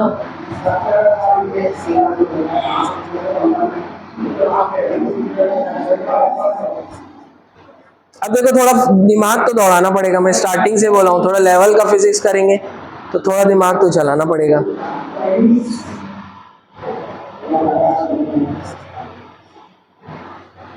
चलो बी का डायमेंशनल फॉर्मूला निकालना बहुत आसान है। क्यों? बी किसके साथ सब्ट्रैक्ट हो रहा है? वी के साथ। अब वेलोसिटी को वेलोसिटी से ही सब्ट्रैक्ट करोगे, फोर्स को फोर्स से ही सब्ट्रैक्ट करोगे। एडिशन और सब्ट्रैक्शन हमेशा सेम फिजिकल क्वांटिटी के बीच में होगा, ये क्लियर है? तो अगर ये वॉल्यूम है तो बी भी क्या होगा? वॉल्यूम।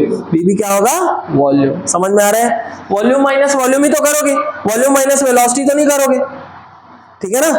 अपना जो प्रिंसिपल ऑफ होमोजेनिटी उसका कोर कॉन्सेप्ट ही ये था कि एडिशन और सब्ट्रैक्शन हमेशा सेम फिजिकल क्वांटिटी के बीच में होगा। समझ में आ रहा है ये?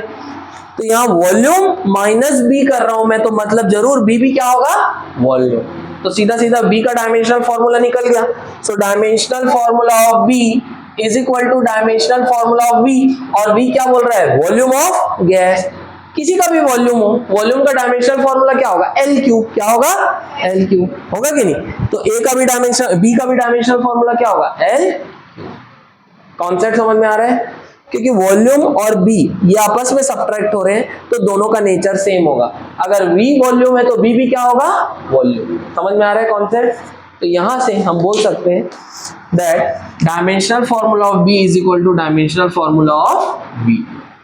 समझ में आ रहा है? और V इज वॉल्यूम। वॉल्यूम क्या होता है बेटा? बोलो। लेंथ का क्यूब। वॉल्यूम क्या होता है? लेंथ का क्यूब। इसमें कोई डाउट तो नहीं है? और लेंथ के लिए फंडामेंटल सिंबल क्या है? Capital L। तो L का क्यूब। तो dimensional formula of B which is equal to dimensional formula of volume will be equal to L cube, या फिर ऐसा भी लिख सकते हो m0 L क्यूब T। समझ में आ रहा है ये? क्लियर है पॉइंट? मास है क्या? नहीं है, इसलिए m0 लिख दिया। अब देखो mlt ऐसी वाली हैबिट है, तो ऐसा लिखना है तो ऐसा लिख लो m0 L क्यूब T0, लेकिन अगर ऐसा नहीं लिखना है तो L क्यूब भी लिख सकते हो, दोनों आंसर सही होगा। ठीक है?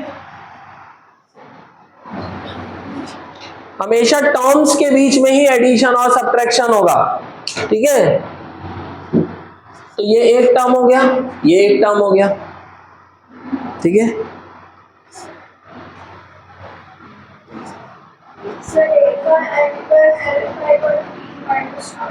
M1 L5 T माइनस 2 एक आ रहा है। चलिए अब सेकंड आंसर में जा रहे हैं। बेटा बी का डायमेंशनल फॉर्मूला निकालने में किसी को कोई दिक्कत गई है क्या? बताओ तो। क्लियर है सबको? समझ में आ गया ना? अब हम बात करते हैं ए के डायमेंशनल फॉर्मूला की, ठीक है? अब मुझे बताओ, P तो प्रेशर है, V क्या है? वॉल्यूम है। तो प्रेशर किसको सब्ट्रैक्ट कर रहे हैं? ए बाय वी स्क्वायर को। प्रेशर से कौन माइनस हो रहा है? ए बाय वी स्क्वायर।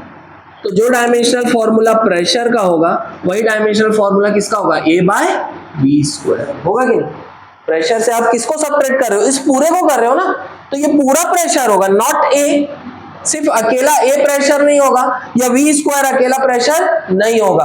प्रेशर से कौन सब्ट्रैक्ट हो रहा है? ये पूरा ए बाय वी स्क्वायर। तो ये ए बाय वी स्क्वायर मिला के प्रेशर होगा। समझ में आ रहा है ये? मेरा M1 L2 आ रहा है, L5 आएगा। पहले कॉन्सेप्ट को समझो। क्या मैं बोल सकता हूं प्रेशर का डायमेंशनल फॉर्मूला किसके जैसे?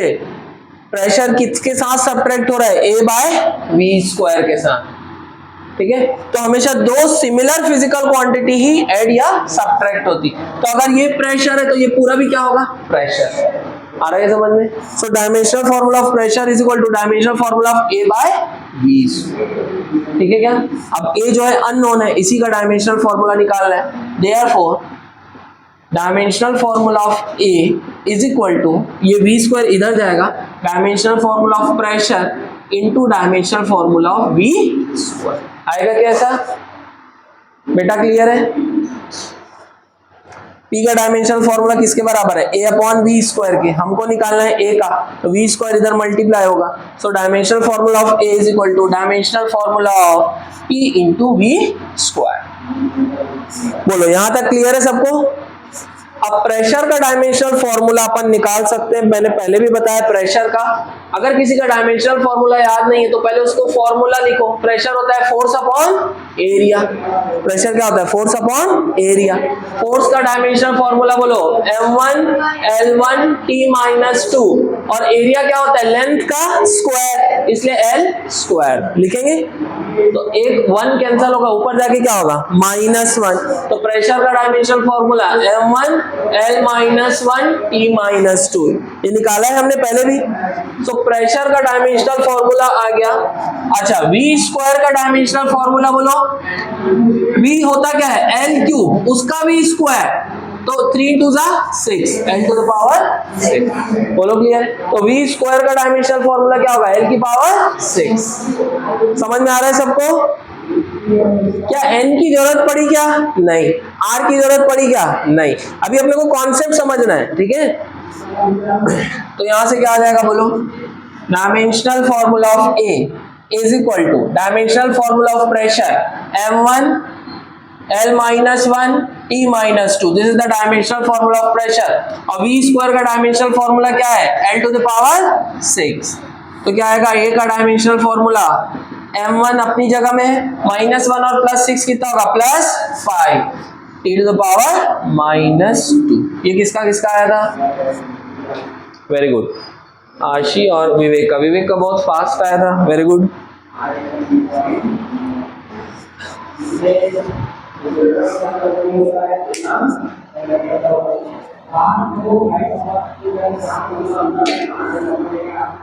ठीक है,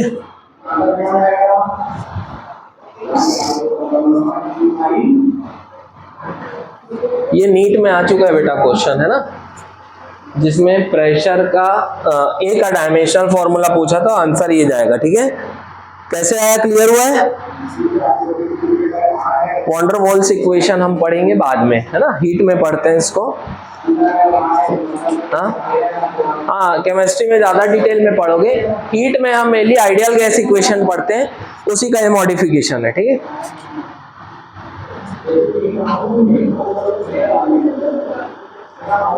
अभी मेरा एम आपको वंडर वॉल्स इक्वेशन नहीं पढ़ाने का है, मुझे अभी प्रिंसिपल ऑफ होमोजेनिटी से रिलेट करवाना था। ये समझ में आया आप लोगों को? शिवांगी पक्का? कुछ डाउट है, कुछ शिकायत है? बेटा इधर, हेम प्रकाश, कोई शिकायत? प्रणव इधर, ठीक है ना सर?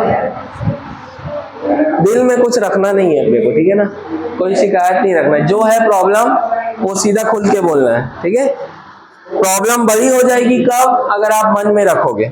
अगर आप मन में रखोगे तो आज का डाउट फिर कहीं ना कहीं आगे फिर आएगा, फिर वो डाउट बड़ा हो जाएगा। ठीक है, तो क्लास में क्लियर करना है। मैंने बार बार बोला है, फिजिक्स एक बार में समझ आ जाए तो अच्छी बात है, लेकिन हो सकता है कि कुछ पार्ट बच जाए, तो भाई वो बच गया है तो उसका बुरा नहीं मानना है ना, बच गया तो फिर से पूछ लो, मैं रिपीट कर दूंगा, ठीक है। तो रिपीट बुरा नहीं मानना है अपने को, रिपीट करवा देना, और नहीं होगा मान लो ऐसा लगेगा फिर भी नहीं समझ में आ रहा तो क्लास के बाद कर लेंगे, ठीक है ना। तो इसलिए आप लोगों को साथ साथ करते जाना है बेटा। कई जगह अपन डिफिकल्ट टॉपिक्स को, कई कई जगह क्या होता है डिफिकल्ट टॉपिक्स को टच ही नहीं करते, क्यों? क्योंकि बच्चे को समझ नहीं आएगा तो टीचर का वो होगा। लेकिन अब मेरी जिम्मेदारी है ना कि आपको जो सिलेबस है वो सब पढ़ाना पड़ेगा ना, चाहे आपको टफ लगे या इजी लगे। तो जहाँ इजी लगेगा तो वहाँ तो मजा आएगा, लेकिन जहाँ टफ लगेगा वहाँ रिपीटिशन से होता है। जो चीज टफ होती है उसको बार बार पढ़ लो, बोल दो सर एक बार और रिपीट कर दो, तो रिपीटिशन से चीजें और आसान होती, फिर मैं दूसरे तरीके से बताऊंगा, ठीक है क्या। तो इसलिए आपको डाउट को क्लियर करते चलना है।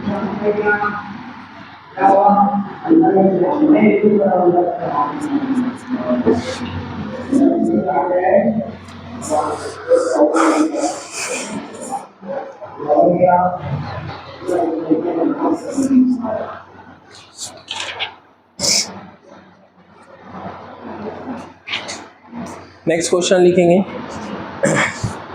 और क्वेश्चन हम सारे कंप्लीट करेंगे, ऐसा कुछ नहीं जो सारे क्वेश्चन कॉपी में मैं मेरी कॉपी की कोई पढ़ के चले जाओगे ना, नीट में ऑलमोस्ट सब क्वेश्चन बना लोगे। पढ़ के मतलब रट के नहीं जाना है, वैसे ही आएंगे, उसके बाहर से नहीं आएंगे, ठीक है। और जैसे जैसे जो टॉपिक्स खत्म होते जाएंगे आप लोग अभी इस साल के नीट के क्वेश्चन भी बनाते चलना। अपने 12th के बच्चों को मैंने नीट का क्वेश्चन बोला तो लोग अभी बना लिए, 11th के तो सारे बन गए उनके, है ना। और सॉल्यूशन भी मैंने डाल दिया था तुरंत नीट का, देखियो आप लोग सॉल्यूशन नहीं देखे हो, ठीक है। अभी नहीं समझ में आएगा, जैसे जैसे टॉपिक समझ में आते जाएंगे तो आप लोग देखते जाना क्वेश्चंस क्या क्या आए थे करके, ठीक है। यूनिट्स एंड मेजरमेंट होगा तो उससे रिलेटेड नीट में क्या क्वेश्चन आते हैं क्लास में भी मैं बताऊंगा, आप लोग भी देखते जाना, ठीक है। चलो नेक्स्ट क्वेश्चन लिखेंगे अपन। Alpha equals to F we square upon B square, alpha equals to F we square upon B square beta, beta square log 2 pi beta upon we square, log 2 pi beta upon we square. Find dimensions of alpha and beta where F is force and V is speed. F is force and V is speed. F is force and V is speed. चलिए बनाएंगे।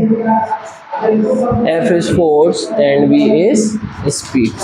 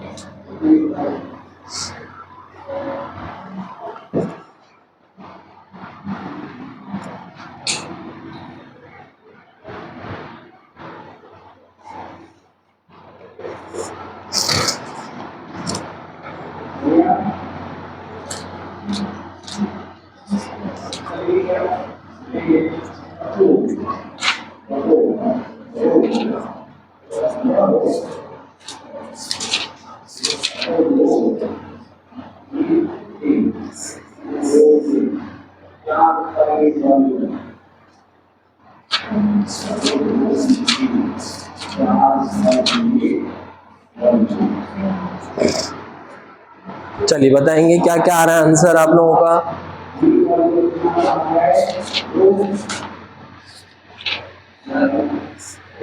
हाँ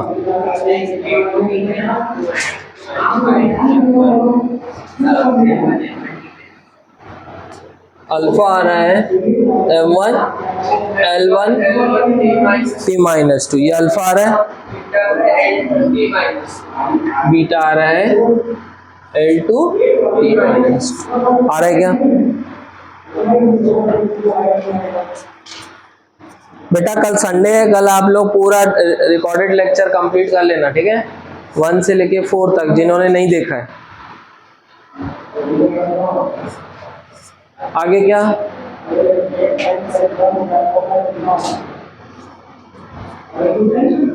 आगे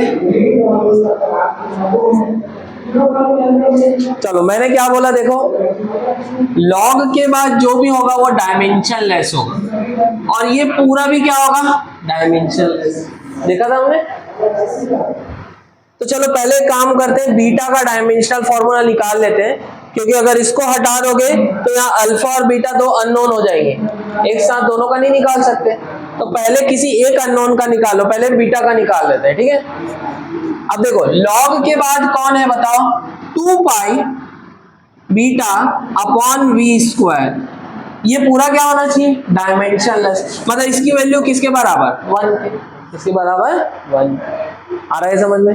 अब dimensionally 2 और पाई की जगह भी क्या लिख सकता हूँ, 1। डायमेंशनली तो क्या लिख सकता हूँ, 1, क्योंकि 2 और पाई क्या है, डायमेंशनलेस है, क्या है। और डायमेंशनली अगर आपको किसी चीज को लिखना है, डायमेंशनलेस क्वांटिटी की जगह सीधा आप 1 लिख सकते हो। बोलो क्लियर है। तो 2 पाई की जगह भी क्या लिख दो, 1। तो बचा क्या, 2 पाई हट गया, बचा कौन, beta upon we square is equal to 1। So beta का डायमेंशनल फॉर्मूला किसके जैसे होगा, V square into 1 is V square. आ रहा है क्या समझ में। सो और v क्या है, v क्या है बोलो, स्पीड। स्पीड का dimensional formula L1 t minus 1, उसका स्क्वायर क्या होगा, L2 t माइनस 2। समझ में आ रहा है ये। तो यहां से आ जाएगा बीटा का dimensional formula L2 t minus. Clear हुआ ये, ठीक है बेटा। देखो v का डायमेंशनल फॉर्मूला, स्पीड क्या होती है, डिस्टेंस अपॉन टाइम। डिस्टेंस के लिए L1 अपॉन टाइम के लिए T1, ये हो गया L1 T माइनस 1 हो गया। अब अपने को लेकिन यहाँ पर v स्क्वायर चाहिए, तो v स्क्वायर करूंगा डायमेंशनली, तो इसका भी स्क्वायर होगा, मतलब L1 T माइनस 1 का स्क्वायर, तो हो जाएगा L की power 1 into 2, 1 into 2 is 2, T की power minus 1 into 2 is minus 2। So v square का डायमेंशनल फॉर्मूला क्या होगा, L2 T माइनस। समझ में आ रहा है। तो बीटा का डायमेंशनल फॉर्मूला होगा L2 T माइनस। क्लियर है पॉइंट। ये किसका किसका बन गया था, गुड। जिसका नहीं बना था उनको समझ में आया, खुशी पक्का। और किसी को कुछ डाउट है तो पूछ लो, क्या डाउट है। मैंने स्टार्टिंग में ही लिखा दिया था कि लॉग के बाद जो भी होगा वो डायमेंशनलेस होगा, तो ये पूरा मिला के डायमेंशनलेस होगा। तो ये पूरे को अपन 1 लिख सकते हैं, 2 pi beta by we square is 1। फिर से समझ लो, ठीक है। अब बीटा का डायमेंशन चाहिए, डायमेंशनली 2 पाई की जगह भी मैं 1 लिख सकता हूँ, क्योंकि ये भी एक नंबर है, ठीक है। तो इसको हटा दो, तो बचा क्या, beta by we square is equal to 1। So v square को इधर ले जाओ, तो बीटा का डायमेंशन किसके बराबर होगा, वी स्क्वायर के। और वी का डायमेंशन होता है L1 t माइनस 1, उसका स्क्वायर होगा L2 t माइनस 2। तो बीटा का dimensional formula L2 t minus 2। Clear हुआ ये। अब किसका बचा है बताओ, अल्फा का। किसका बचा है, अल्फा का। चलो लिखते हैं अल्फा का डायमेंशनल फॉर्मूला। अब मुझे डायमेंशनल फॉर्मूला अल्फा का निकालना है, तो डायमेंशनली इस पूरे की जगह मैं 1 लिख सकता हूं, क्योंकि ये पूरी क्वांटिटी एक सिंपली एक नंबर होगी, मतलब ये डायमेंशनलेस क्वांटिटी क्या है, डायमेंशन। क्लियर है। तो इस पूरे की जगह मैं क्या लिख सकता हूं, 1। अब मुझे क्या निकालना है, dimensional formula of alpha. So dimensional formula of alpha is equal to dimensional formula of f into dimensional formula of v square upon dimensional formula of beta square. चलो अभी समझने के लिए भी लिख लेते हैं, dimensional formula of log 2 pi beta by we square. लेकिन ये इसका डायमेंशनल फॉर्मूला क्या होगा, m0 l0 t0, क्योंकि इसका कोई डायमेंशन नहीं है। m की पावर 0 भी 1, l की पावर 0 भी 1, t की पावर 0 भी 1, तो ओवरऑल इसकी जगह 1 लिख सकता हूं ना। क्या लिख सकता हूं, 1, क्योंकि ये डायमेंशनलेस क्वांटिटी। समझ में आ रहा है ये। तो बचा क्या फिर f b square upon beta square. So alpha का डायमेंशनल फॉर्मूला होगा, एफ का डायमेंशनल फॉर्मूला, एफ क्या है फोर्स, m1 l, बेटा मैंने लिखा है ना कि ये फोर्स है और ये स्पीड है, लिखा है कि नहीं क्वेश्चन में, है ना। तो फोर्स का हो गया m1 l1 t minus 2, v का स्क्वायर है, स्पीड का स्क्वायर बोलिए क्या होगा l2 t minus 2 upon dimensional formula of beta square, beta का dimensional formula l2 t minus 2, उसका स्क्वायर क्या होगा l की पावर 4 t की पावर माइनस 4, स्क्वायर हो जाएगा ना बीटा का स्क्वायर, तो l की पावर 4 t की पावर माइनस 4। अभी क्लियर हुआ। तो यहां से अल्फा का डायमेंशनल फॉर्मूला हो जाएगा, m से तो कुछ है नहीं तो m1 ही रहेगा। अब l की पावर 1 और l की पावर 2 है और नीचे l की पावर 4 है, तो 1 और 2 मिला के ऊपर में 3 और नीचे में 4, तो नीचे में एक l बचेगा बेटा, l की पावर 1 और 2 है, 2 और 1 मिला के 3 हो गया, 3 और 4 में से कैंसिल करोगे तो नीचे क्या 4 है ऊपर का 3 है, तो नीचे में l की पावर 1 बचा, ऊपर जाके क्या हो गया l की पावर माइनस 1। अब t का पावर देख लो, माइनस टू मिला के क्या होगा -4 और ये -4 क्या हो गया कैंसिल, तो आंसर क्या आएगा m1 l माइनस 1। ये आया था क्या किसी का? गुड, विवेक का, अथर्व का, श्वेता का और किसका? शिवांगी का। गुड, समझ में आया बेटा। सो अल्फा का डायमेंशनल फॉर्मूला आएगा m1 l माइनस 1। ये कैलकुलेशन आप लोग कर सकते हो ना, लिख लो इसको। आदि समझ में आया? अल्फा का डायमेंशनल फॉर्मूला होगा f we square by beta square into dimensional formula of this. इसकी जगह पूरे की जगह मैं 1 लिखूंगा, तो बचा ये एफ का dimensional formula m1 l1 t minus 2, v square का होगा v का square l2 t minus 2 upon beta के डायमेंशनल फॉर्मूला का स्क्वायर होगा, और बीटा का l2 t माइनस 2 तो उसका स्क्वायर होगा l की पावर 4 t की पावर माइनस 4। इसको सॉल्व करोगे तो ये आएगा m1 l माइनस 1। ठीक है क्या? क्यों नहीं बन रहा है आयशा? तब जा रहे हैं, बीटा ही लिख लिए थे, और क्यों नहीं बना इधर बेटा? सब एक ही से करते हो गड़बड़। अर्जुन, क्या तू घूम के आया तो पढ़ाई करना भूल गए क्या? आदि, शाश्वत बेटा इधर, बाकी कॉन्सेप्ट सही लगा रहे थे? ठीक है, समझ में आ रहा है कैसे करना है? ठीक है ना। घर जाके आप लोगों को ध्यान रखना है, घर जाके जितने क्वेश्चन होते हैं बेटा क्लास में उसको पूरा रिपीट किया करो। ठीक है, नेक्स्ट वीक से मैं 7:30 तक क्लास लूंगा, है ना, 5 to 7:30। ठीक है, फिर 4:30 to 7:30 या 4:30 to 8, बीच में ब्रेक मिलेगा, फिर उस समय 10 मिनट्स का ब्रेक मिलेगा। ठीक है, चाहे 8 मैक्सिमम हो जाता है, क्योंकि जब ठंड बढ़ती है ना तो 8 बजे बहुत ज़्यादा हो जाता है लेट, तो इसलिए 4:30 से करना ज़रूरी है। अगर मैं 5 से 8 करूँगा तो छोड़ते छोड़ते फिर वो 7:15 हो जाता है। ठीक है, तो इसलिए 4:30 से 7:30 टाइमिंग रहेगा, 10-15 मिनट ऊपर होगा, 7:45, या कभी और अच्छा फ्लो चल रहा है तो 8 बजे छूटेगी।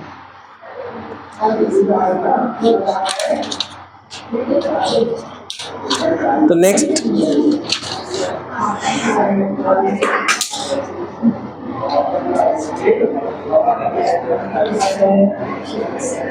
चलो, तो ये हमने देखा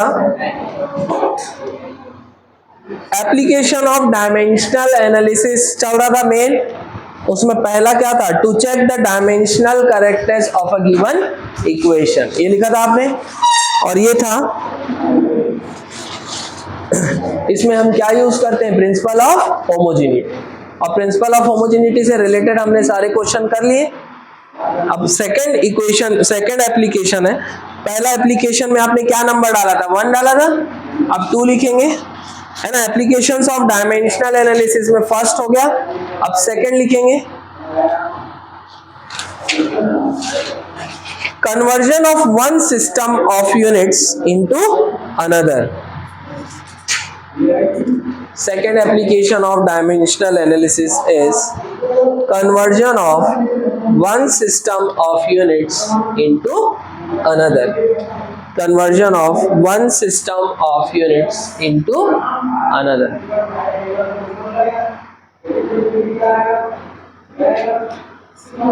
Conversion of one system of units into another.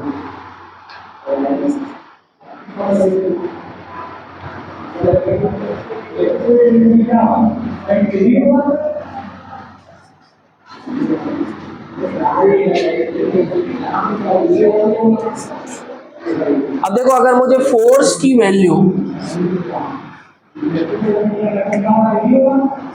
Value मुझे एसआई सिस्टम से सीजीएस में कन्वर्ट करना है, किसे? एसआई से सीजीएस में, यूनिट कन्वर्जन। तो अगर मुझे डायमेंशनल एनालिसिस का नॉलेज है तो मैं कर सकता हूँ। मेन फॉर्मूला मैं क्या यूज करूंगा?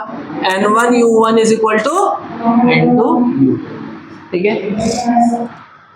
लेकिन मुझे U जो है किस फॉर्म में लिखना पड़ेगा? फंडामेंटल यूनिट्स के किस फॉर्म में? अब मैं अगर आपसे क्वेश्चन पूछूं भाई 1 newton is how many dyne, तो न्यूटन और डाइन से काम नहीं बनेगा, मुझे इनको फंडामेंटल यूनिट्स के टर्म में लिखना पड़ेगा, ठीक है। So first system of unit मैं ले लेता हूं एसआई, जिसमें numerical value 1, first unit of, है ना, एसआई सिस्टम में फोर्स की यूनिट है न्यूटन, लेकिन न्यूटन से काम नहीं चलेगा, तो वो मैं कैसे फाइंड करूंगा कि ये इसमें कौन कौन सी फंडामेंटल यूनिट है? अगर मुझे फोर्स का डायमेंशनल फॉर्मूला पता चल जाए M1 L1 T-2, तो मैं इसको फंडामेंटल यूनिट में कन्वर्ट कर सकता हूँ। कैसे? M1 मतलब मास, मास के लिए ऐसा यूनिट क्या है? केजी। L1 मतलब लेंथ, लेंथ के लिए ऐसा यूनिट क्या है? मीटर। T-2 में मतलब नीचे में क्या आएगा? टाइम का स्क्वायर, तो क्या हो जाएगा? सेकेंड। बोलो क्लियर है? तो अगर मुझे फंडामेंटल एनालिसिस का नॉलेज है, मुझे इसका फंडामेंटल फॉर्मूला पता है, तो मैं इससे किस में कन्वर्ट कर सकता हूँ? यूनिट में। और मुझे यूनिट पता है तो मैं इसको किस में कन्वर्ट कर सकता हूँ? डायमेंशनल फॉर्मूले में। बोलो क्लियर है? अगर मुझे डायमेंशनल फॉर्मूला पता है किसी फिजिकल क्वांटिटी का, तो उसको मैं यूनिट में कन्वर्ट कर सकता हूँ, फंडामेंटल यूनिट में। और अगर फंडामेंटल यूनिट पता है तो मैं उसको किस में कन्वर्ट करता हूँ? डायमेंशनल फॉर्मूले में। क्लियर है? तब मैं U1 क्या लिखूंगा? बोलो, केजी मीटर पर सेकेंड स्क्वायर, क्योंकि t की पावर -2 है तो ये नीचे आ जाएगा, डिनोमिनेटर में t स्क्वायर होगा, इसलिए सेकेंड का क्या लिखा? स्क्वायर। अब यही वैल्यू डाइन में, डाइन क्या है? सीजीएस यूनिट है। डाइन क्या है? फोर्स की सीजीएस यूनिट है। इसमें न्यूमेरिकल वैल्यू मुझे निकालना है, और इसमें, है ना, डाइन की जगह मैं सीजीएस में क्या लिखूंगा? फंडामेंटल यूनिट के टर्म में। केजी की जगह क्या लिखूंगा? क्योंकि मुझे डायमेंशनल फॉर्मूला पता है। अब सीजीएस में मास की जगह क्या लिखते हैं? ग्राम। लेंथ की जगह सेंटीमीटर अपॉन में सेकेंड, ठीक है। फिर मैं लगाऊंगा N1U1 is equal to N2। बोलो क्लियर है? तो अगर मुझे डायमेंशनल एनालिसिस का नॉलेज है तो मैं यूनिट कन्वर्जन कर सकता हूँ। अब यहाँ पर हम आगे बढ़ेंगे नहीं, क्योंकि हमने यूनिट कन्वर्जन ऑलरेडी सीख लिया है। समझ में आया ना? ठीक है क्या? तो अब, है ना, तो this is the second application of dimensional analysis, conversion of one system of units into another। एक सिस्टम से दूसरे सिस्टम में आप कन्वर्ट कर सकते हो। क्लियर है क्या? नेक्स्ट थर्ड एप्लीकेशन लिखेंगे। कल सारे लेक्चर देख लेना बेटा, जो लोग नहीं देखे हो, लेक्चर 1 से लेके 4 तक तो देख लेना। आज का लेक्चर तो कल आएगा, है ना, कल लेट भी हो सकता है परसों आए, ठीक है ना, लेकिन इसके पहले 4 लेक्चर हो चुके हैं। सारे लाइन से देख लेना जो जो नहीं किए ढंग से, ठीक है, और नोट्स भी बना लेना। कल संडे दिन भर पढ़ लेना, घूमना मत। चलो थर्ड रिलेशन लिखेंगे, deducing relation among the physical quantities। Third क्या है? deducing, DEDUCING, deducing मतलब फाइंड करना, फाइंडिंग, है ना। deducing relation among the physical quantities। Third application है डायमेंशनल एनालिसिस का, deducing relation among the physical quantities।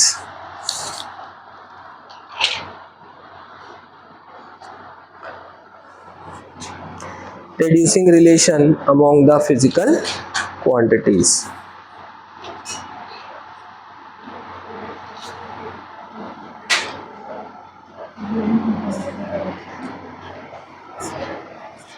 इसमें लिखेंगे next line, for this we should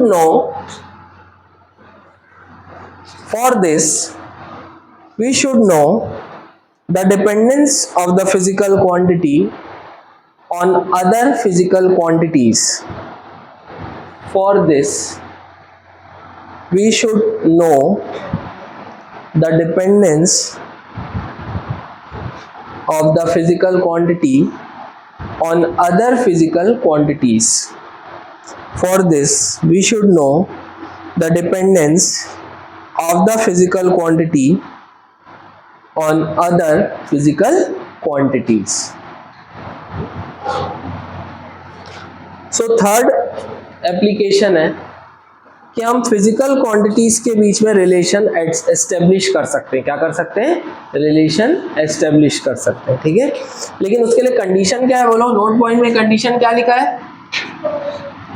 आपको पता होना चाहिए कि अगर आप एक फिजिकल क्वांटिटी के बारे में जानना चाह रहे हैं कि भाई उसका फॉर्मूला क्या होगा, तो आपको ये पता होना चाहिए कि वो कौन कौन सी दूसरी फिजिकल क्वांटिटी पे डिपेंड करेगी. ठीक है क्या? ये आपको पहले से पता होना चाहिए.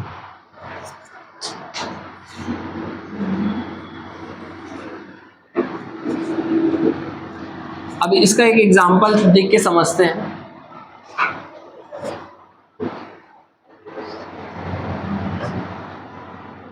मुझे पता है कि टाइम पीरियड जो होता है सिंपल पेंडुलम का, हमने देखा है पहले भी, ये पेंडुलम की लेंथ है यहाँ से यहाँ तक,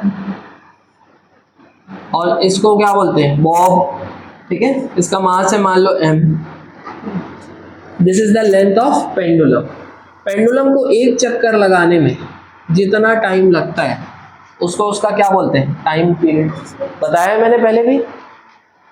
ठीक है, अगर आपको टाइम पीरियड का रिलेशन निकालना है कि what is the time period of simple pendulum, time period का लेंथ के साथ क्या रिलेशन है, टाइम पीरियड का ग्रेविटी के साथ क्या रिलेशन है, अल्टीमेटली मतलब कुल मिला के आपको टाइम पीरियड का फॉर्मूला फाइंड करना है. क्या फाइंड करना है?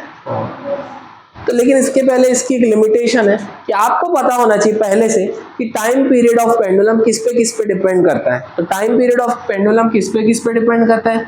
लेंथ ऑफ पेंडुलम पे. Also it depends on acceleration due to gravity. दो चीजों पे डिपेंड करता है. इसलिए आपने पहले डिस्क्लेमर लिख दिया. क्या लिखा है बोलो? For this we should know the dependence of the physical quantity on other physical quantities. आ रहा है समझ में? आपको पहले से पता होना चाहिए कि जिस फिजिकल क्वांटिटी का आप रिलेशन फाइंड करना चाह रहे हो वो कौन कौन सी फिजिकल क्वांटिटी पे डिपेंड करता है. क्लियर है क्या ये? चलो अब हम रिलेशन निकालेंगे. हमको एक चीज पता है, वो क्वेश्चन में दी रहेगी आपको पहले से ही कि भैया टाइम पीरियड किस पे डिपेंड करता है? लेंथ पे और ग्रेविटी पे. ये पहले से दिया होगा. ठीक है, चलो अब इसको कैसे सॉल्व करना है देख लो. टाइम पीरियड लेंथ और ग्रेविटी पे डिपेंड तो करता है, लेकिन कैसे करता है ये आपको नहीं पता है. हो सकता है t is equal to L into G हो जाए, एल बाई जी हो, या t is equal to L into G हो जाए, या t is equal to L by G square हो, या t is equal to L square by G हो. कुछ भी रिलेशन हो सकता है. इन सभी में देख रहे हो कि टाइम पीरियड किस पे डिपेंड कर रहा है? एल पे और जी. ठीक है, तो एक्चुअल रिलेशन क्या होगा? अब ये तो पता चल गया कि टाइम पीरियड एल और जी पे डिपेंड कर रहे हैं, तो एक्चुअल रिलेशन क्या होगा हमको ये फाइंड करना है. यही है ना हमारा third application, reducing relation among physical quantities. तो अब इसको कैसे सॉल्व करना है इसको समझ लो आप. Suppose time period is proportional to l की पावर ए एंड जी की पावर बी. ठीक है, अब ये पावर क्या आएगा ये अपने को नहीं पता है. मान लो पावर आ गया एल का, ए की वैल्यू आ गई 2 और बी की वैल्यू आ गई -2, तो मैं क्या लिखूंगा? t proportional to L square by g square. ये रिलेशन हो जाएगा. हमारे एम क्या है? हमको a और b की वैल्यू फाइंड करना है. किसकी वैल्यू? a और b. क्लियर है पॉइंट? तो suppose time period proportional to l की पावर a एंड g की पावर b. अब प्रोपोर्शनैलिटी हटा के, क्योंकि टाइम पीरियड सिर्फ एल और जी पे डिपेंड कर रहा है, तो टाइम पीरियड सिर्फ एल और जी के डायमेंशन पे डिपेंड करेगा और किसी के डायमेंशन पे डिपेंड नहीं करेगा, ठीक है। अब प्रोपोर्शनैलिटी हटा के आप इक्वल का साइन लिखते हो हमेशा और एक कांस्टेंट भी लिखते हो, क्या लिखते हो, कांस्टेंट, क्लियर है ना। तो t is equal to proportionality हटा के इक्वल लिखा और एक कांस्टेंट लिखा, सपोज वो कांस्टेंट है k। अब k क्या होना चाहिए, डायमेंशनलेस कांस्टेंट, क्या होना चाहिए, क्यों, क्योंकि पहले से ही डिसाइडेड है कि t सिर्फ किसके किसके डायमेंशन पे डिपेंड करेगा, l और g के, इसलिए k को क्या होना चाहिए, डायमेंशनलेस, क्या होना चाहिए, बोलो क्लियर है। अगर k का कुछ डायमेंशन होगा तो t फिर k के भी डायमेंशन पे डिपेंड करेगा, जो कि हो नहीं सकता क्योंकि t का रिलेशन सिर्फ l से और g से, समझ में आ रहा है। तो k should be dimensionless constant. अब इसकी वैल्यू क्या होगी हम नहीं बता सकते, हम इसको k ही लिखेंगे, बोलो क्लियर है। तो t is equal to k l to the power a g to the power b, बोलो क्लियर है। अब प्रिंसिपल ऑफ होमोजेनिटी क्या बोलता है, इक्वल के लेफ्ट हैंड साइड और राइट हैंड साइड जितने भी टर्म है उनके डायमेंशनल फॉर्मूले क्या होना चाहिए, सेम, क्या होने चाहिए, आ रहा है ना समझ में। चलो लेफ्ट साइड डायमेंशनल फॉर्मूला क्या लिखूंगा मैं, अब क्योंकि राइट साइड में m भी हो सकता है, l भी हो सकता है, t भी हो सकता है, तो इधर इसको भी लेफ्ट साइड को भी ना m l t के टर्म में लिखना है।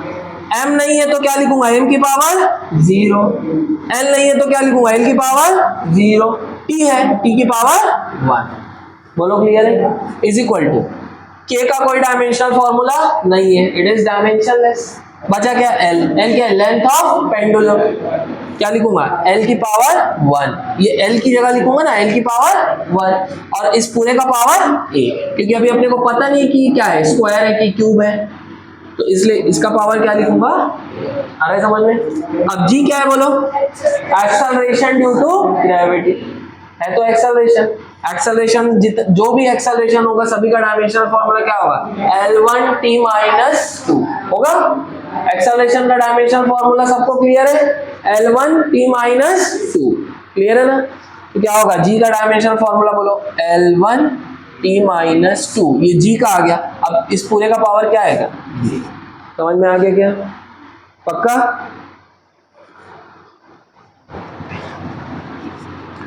बेटा बहुत इजीली निकाल सकते हो आप a का, force is equal to mass into acceleration.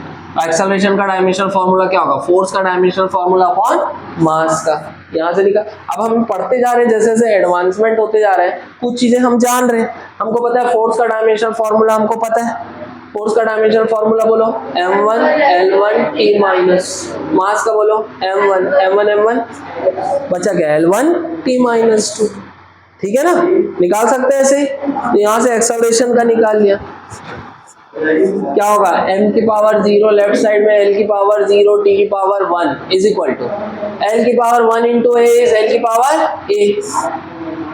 मैंने आपको पहले भी बताया x की पावर a की पावर b क्या होता है, x की पावर a इंटू b, बोलो क्लियर है क्या, x की पावर a की पावर b क्या होगा, x की पावर a इंटू b, इसलिए l की पावर 1 की पावर a क्या होगा, l की power 1 into a, that is l की पावर a।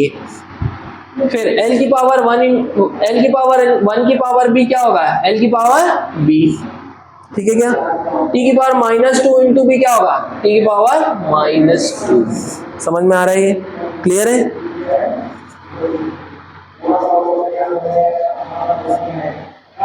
चलो इधर है m की पावर 0 l की power 0 t power 1 is equal to, इधर भी m नहीं है तो m की पावर क्या लिख देता हूँ 0, l की पावर a इंटू l की पावर b क्या होगा, l की पावर a प्लस b होगा, t की पावर क्या होगा माइनस 2b, बोलो क्लियर है, समझ में आ रहा है। अब इक्वल के लेफ्ट साइड और राइट साइड जो फिजिकल क्वांटिटी होगी वो क्या होगी, सेम। अगर इधर फोर्स है तो इधर भी क्या होगा, फोर्स, इधर प्रेशर है तो इधर भी प्रेशर। तो इक्वल के लेफ्ट साइड जो डायमेंशनल फॉर्मूला होगा वही डायमेंशनल फॉर्मूला इक्वल के राइट साइड भी होना चाहिए, from the principle of homogeneity, समझ में आ रहा है। तो ये 0 0 को तो हटा दो, इसका कोई मतलब नहीं। अब इधर l की पावर 0 है तो इधर भी क्या होना चाहिए, l की पावर 0, मतलब a प्लस b किसके बराबर होना चाहिए, 0 के, आ रहा है ना समझ में। इधर t की पावर 1 है तो इधर भी t की पावर क्या होना चाहिए 1, मतलब माइनस 2b बराबर 1, माइनस 2b बराबर 1। जो t का पावर इधर होगा वही t का पावर तो इधर भी होगा, तो ये बराबर ये होगा, माइनस 2b किसके बराबर होना चाहिए 1 के, आ रहा है समझ में।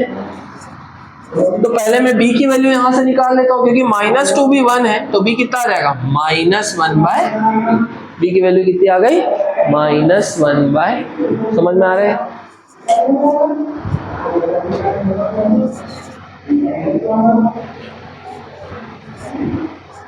देखो फिर से देखो, -2 और b का फॉर्म b का डायमेंशनल फॉर्मूला है -1/2 इंटू -1/2। 2 क्या हो गया, 2 कैंसिल, माइनस इंटू माइनस आ गया 1।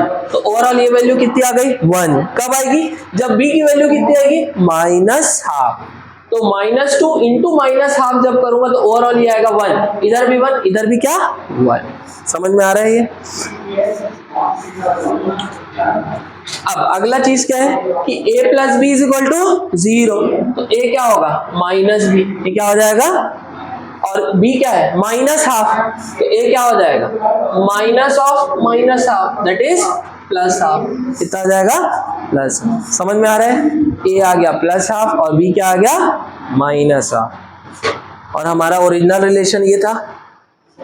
अब इसमें a की वैल्यू डालो और b की वैल्यू डालो, तो हमारा फाइनल रिलेशन क्या आ रहा है, t is equal to k l की पावर a, l की पावर ½ और g की पावर -1/2।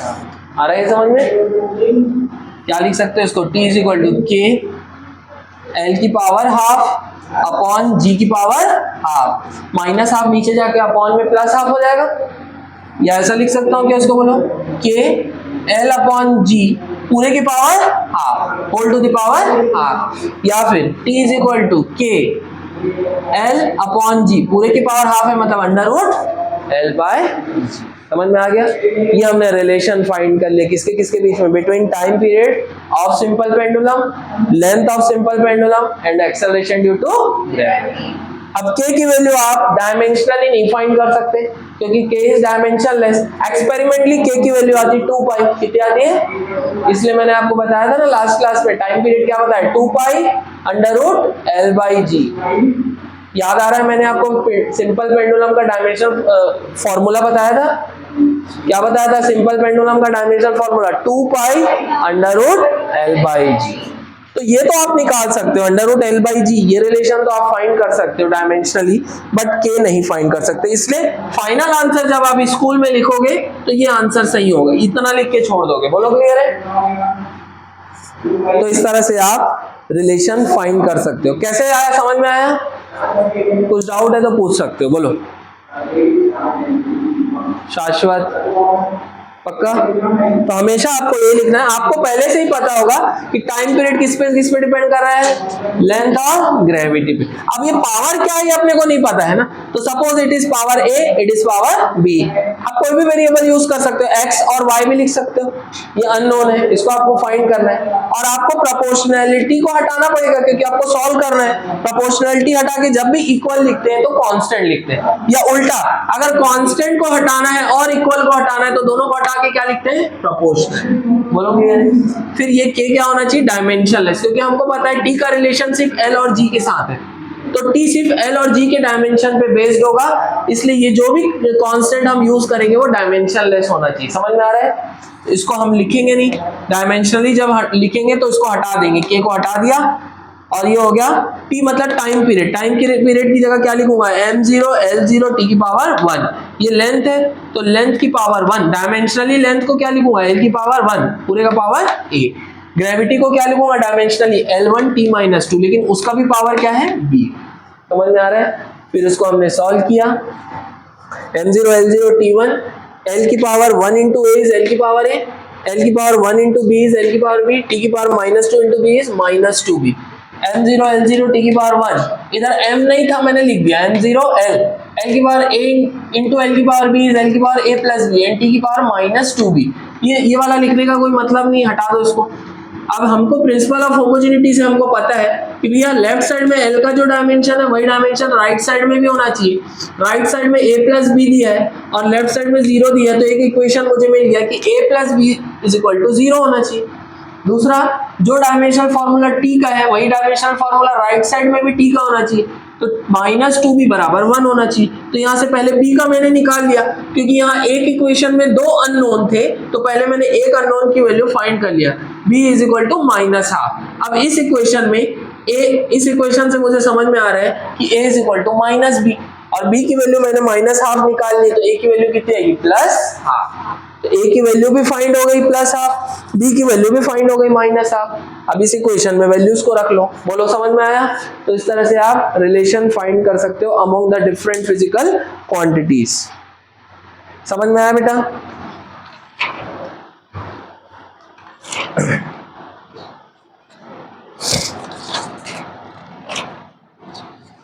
एक क्वेश्चन अभी आप लोग करके जाओगे ताकि मुझे क्लियरिटी हो जाएगी आपको समझ में आए कि नहीं। कोई बात नहीं, 10 मिनट ज़्यादा पढ़ लेंगे, ठीक है? बनाओगे आप लोग क्वेश्चन? हो गया, लिख लिया उसको।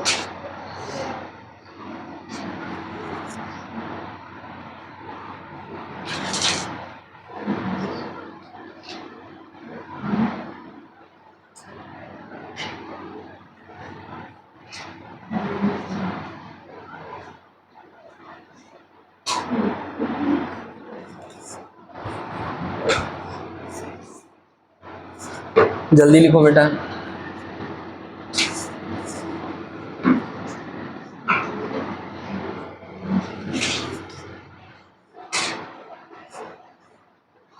हो गया? देखो अब होता क्या है, जैसे मान लो आप सर्कल में घूम रहे हो, कोई ऑब्जेक्ट है, आप नहीं घूम रहे हो, कोई ऑब्जेक्ट है वो सर्कल में घूम रहा है, उस ऑब्जेक्ट का मास है m, ठीक है? सर्कल का रेडियस है r और उसकी स्पीड है v। उसकी स्पीड क्या है? v। बोलो क्लियर है? बेटा ये सर्कल में घूम रहा है, कितनी स्पीड से घूम रहा है? v स्पीड से। r क्या है? सर्कल का रेडियस। m उस ऑब्जेक्ट का मास है जो सर्कल में घूम रहा है। सर्कल में घूमने के लिए एक फोर्स की रिक्वायरमेंट होती है जो सेंटर की तरफ लगता है। कहाँ लगता है? हमेशा सर्कल के सेंटर की तरफ। अगर किसी ऑब्जेक्ट को सर्कल में घुमाना है तो वो फोर्स चाहिए ही चाहिए, वो कहाँ लगनी चाहिए? सर्कल के सेंटर की तरफ। अब क्योंकि वो सर्कल में के सेंटर की तरफ लगती है इसलिए उसको सेंट्रीपिटल फोर्स बोलते हैं। क्या बोलते हैं? Centri means centre, petal means towards centre. बोलो क्लियर है? तो अगर किसी ऑब्जेक्ट को सर्कल में घुमाना है, कि हम सर्कुलर मोशन में भी पढ़ेंगे, तो एक फोर्स मस्ट है जिसको क्या बोलते हैं? Centripetal force. आ रहा है समझ में? आपको सेंट्रीपिटल फोर्स का रिलेशन फाइंड करना है with mass of the object, speed of the object and radius of the circle.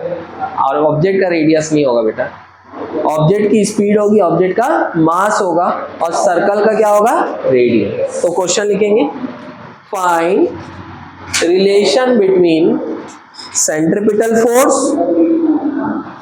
अब फिर से इसको डरना नहीं कि सेंट्रीपिटल फोर्स क्या है, अपन डिटेल में पढ़ेंगे सर्कल में, ठीक है ना? अभी जस्ट बता दे रहा हूं सेंट्रीपिटल फोर्स, कोई भी फोर्स है तो force he. Find relation between centripetal force and mass of object moving in circle.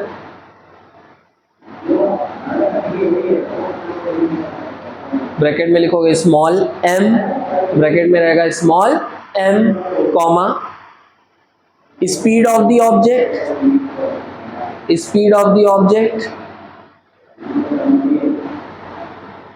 Bracket में रहेगा स्मॉल v, ऐसा लिखेंगे स्पीड के लिए v, ठीक है? And radius of the circle, bracket में रहेगा स्मॉल r, ब्रैकेट में रहेगा स्मॉल r। अच्छा, सेंट्रीपिटल फोर्स के लिए आप सिंबल यूज कर सकते हो Fc या सिंपली F भी यूज कर सकते हो, ठीक है? दोनों में से कोई एक सिंबल यूज कर लेना। तो सेंट्रीपिटल फोर्स के ब्रैकेट में Fc लिख लेना, ठीक है?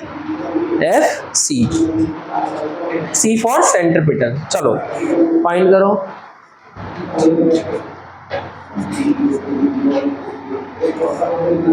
किसके के बीच में रिलेशन डेड्यूस करना है? सेंट्रीपिटल फोर्स का रिलेशन हमको किसके साथ बताना है? Mass of the object, speed of the object and radius of the circle. तो जैसा मैंने प्रोसीजर बताया था आपको वैसे ही बनाना है। चलो आशी, चलो बनाओ।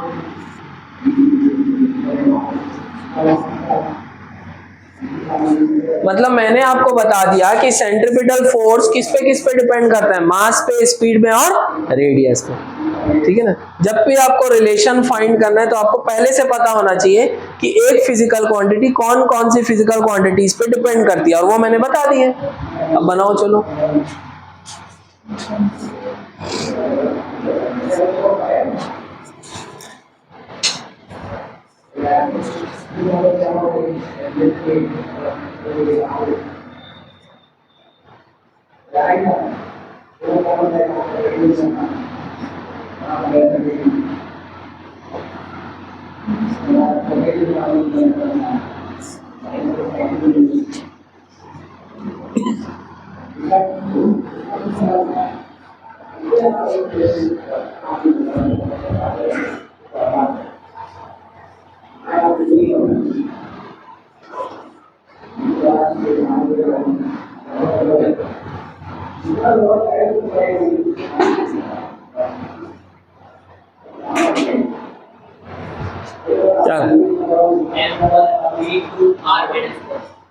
Very good. विवेक का आ गया m1v2r-1, ऐसा लिख सकता हूँ ना मैं, mv²/r लिख सकता हूँ। Centripetal force is equal to mv², ये आएगा।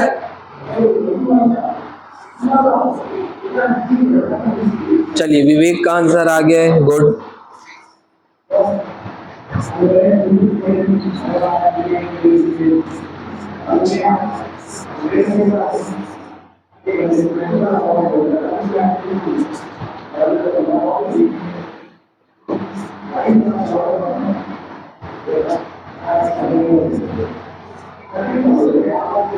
बेटा बन जाएगा, बिल्कुल फोकस्ड होके बनाओ, बन जाएगा।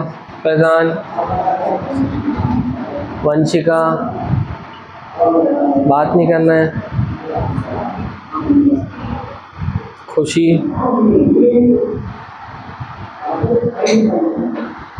प्रणव आया आंसर।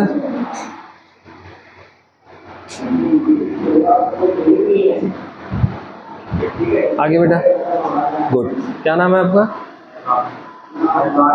अरकान, अरकान का आगे, गुड।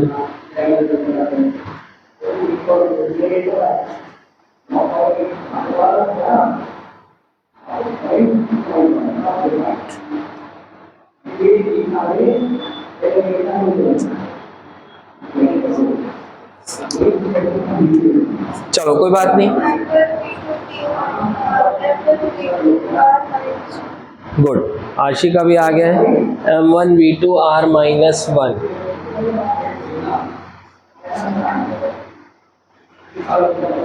खुशी का आ गया है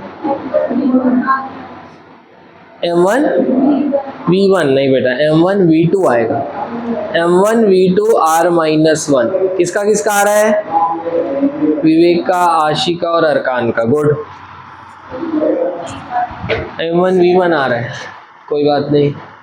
अथर, आदि, चलो बना लेते हैं। सेंट्रीपिटल, अब सब देख लो इधर। सेंट्रीपिटल फोर्स का रिलेशन आपको फाइंड करना है मास से, स्पीड से और रेडियस से। तो suppose it is proportional to m की पावर a, v की पावर b एंड r की पावर c। अभी अपने को पता नहीं कि पावर क्या क्या है, वो तो बाद में पता चलेगा। अब प्रोपोर्शनलिटी हटा के क्या लिखेंगे? इक्वल लिखेंगे और एक डायमेंशनलेस कांस्टेंट, m की पावर a, v की पावर b एंड r की पावर c। अब हमको a, b और c की वैल्यू चाहिए। अब दोनों साइड हम डायमेंशनल फॉर्मूला के टर्म में लिखेंगे। लेफ्ट साइड कौन है? फोर्स, कोई भी फोर्स हो, सेंट्रीपिटल हो, ग्रेविटेशनल हो, है तो फोर्स। सभी फोर्स का डायमेंशनल फॉर्मूला क्या आएगा? सेम, m1, बोलो, m1l1t-2। फोर्स का होता है mlt-2 इज इक्वल टू, के को हटा दो क्योंकि ये डायमेंशनलेस है, ये मास है ना। मास का मतलब क्या है? m की पावर 1 पूरे का पावर a। बोलो क्लियर है? ये क्या है? स्पीड है। ये क्या है? स्पीड है। स्पीड के लिए क्या लिखोगे? l1t-1 पूरे का पावर b।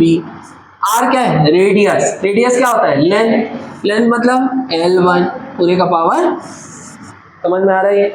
ऐसे ही होगा। लेफ्ट साइड है, चलो m1 L1 t minus 2 is equal to, चलो m की पावर 1 की पावर a कितना होगा? m की power 1 into a that is a। l की पावर 1 इंटू b कितना होगा? l की पावर b। t की पावर माइनस 1 इंटू b कितना होगा? t की पावर माइनस b। l की पावर 1 इंटू c कितना होगा? l की पावर। समझ में आ रहा है ये? ठीक है। So m1 L1 t minus 2 is equal to m की पावर a l की पावर b इंटू l की पावर c कितना होगा? l की power b plus c t की power minus. From the principle of homogeneity left hand side और right hand side का dimensional formula क्या होना चाहिए? सेम। मतलब लेफ्ट हैंड साइड जितना m की पावर है राइट साइड में उतना ही m की पावर होगा, तो a की वैल्यू कितनी आ गई? 1। a should be equal to 1। समझ में आ रहा है? यहाँ l की पावर 1 है, यहाँ l की पावर b प्लस c है, तो b plus c is equal to 1 लिख सकते हैं। यहाँ l की पावर, यहाँ t की पावर माइनस 2 है और यहाँ क्या है? Minus b। So minus b is equal to minus. बोलो क्लियर है? समझ में आ रहा है बेटा? तो चलो a तो डायरेक्टली निकल गया, a कितना है? 1। और माइनस b अगर माइनस 2 है तो b कितना हो गया? 2। हमको तो a b और c चाहिए ना, माइनस b थोड़ी चाहिए। हमको माइनस b की वैल्यू कितनी दिख रही? माइनस 2। माइनस माइनस कैंसिल होगा तो b कितना हो जाएगा? 2। समझ में आ रहा है? तो b आ गया 2, a आ गया 1, अब बचा कौन? c। तो इस इक्वेशन में b की जगह क्या लिखोगे? 2। तो b plus c is 1, b की जगह मैंने 2 लिखूंगा। So 2 plus c is equal to 1, c कितना आएगा? माइनस। c कितना आ जाएगा? समझ में आ रहा है? ठीक है क्या? तो a आ गया 1, b आ गया 2, c आ गया माइनस 1। a किसका पावर था? m का, b किसका पावर था? v का, और c था r का। तो फाइनल जो रिलेशन हमने निकाला वो लिखेंगे कि m की power a that is 1, v की पावर b दैट इज 2 और r की power c that is minus. बोलो क्लियर है? समझ में आ रहा है? तो यहाँ से सेंट्रीपिटल फोर्स आ जाएगा k m1 मतलब m v स्क्वायर और r की पावर माइनस 1 को नीचे ले जाऊंगा तो r की power plus 1 mv square by r। समझ में आ रहा है ये रिलेशन कैसे आया? क्लियर है? सो इस तरह से आपने सेंट्रीपिटल फोर्स का रिलेशन। हाँ, अब ये k कितना होगा ये नहीं बता सकते, k आप डायमेंशनली नहीं बता सकते क्योंकि k क्या है? डायमेंशनलेस है। समझ में आया क्या? तो हमको यही तक फाइनल आंसर लिख के छोड़ देना अगर स्कूल में लिखोगे तो। ठीक है क्या? किसका किसका आया था बताओ? अरकान का आया था, विवेक का और आशी का। बाकी कहाँ अटके थे बेटा? शिवांगी v का पावर 1 आ गया था, इक्वेशन गलत सॉल्व हो गया था क्या? b plus c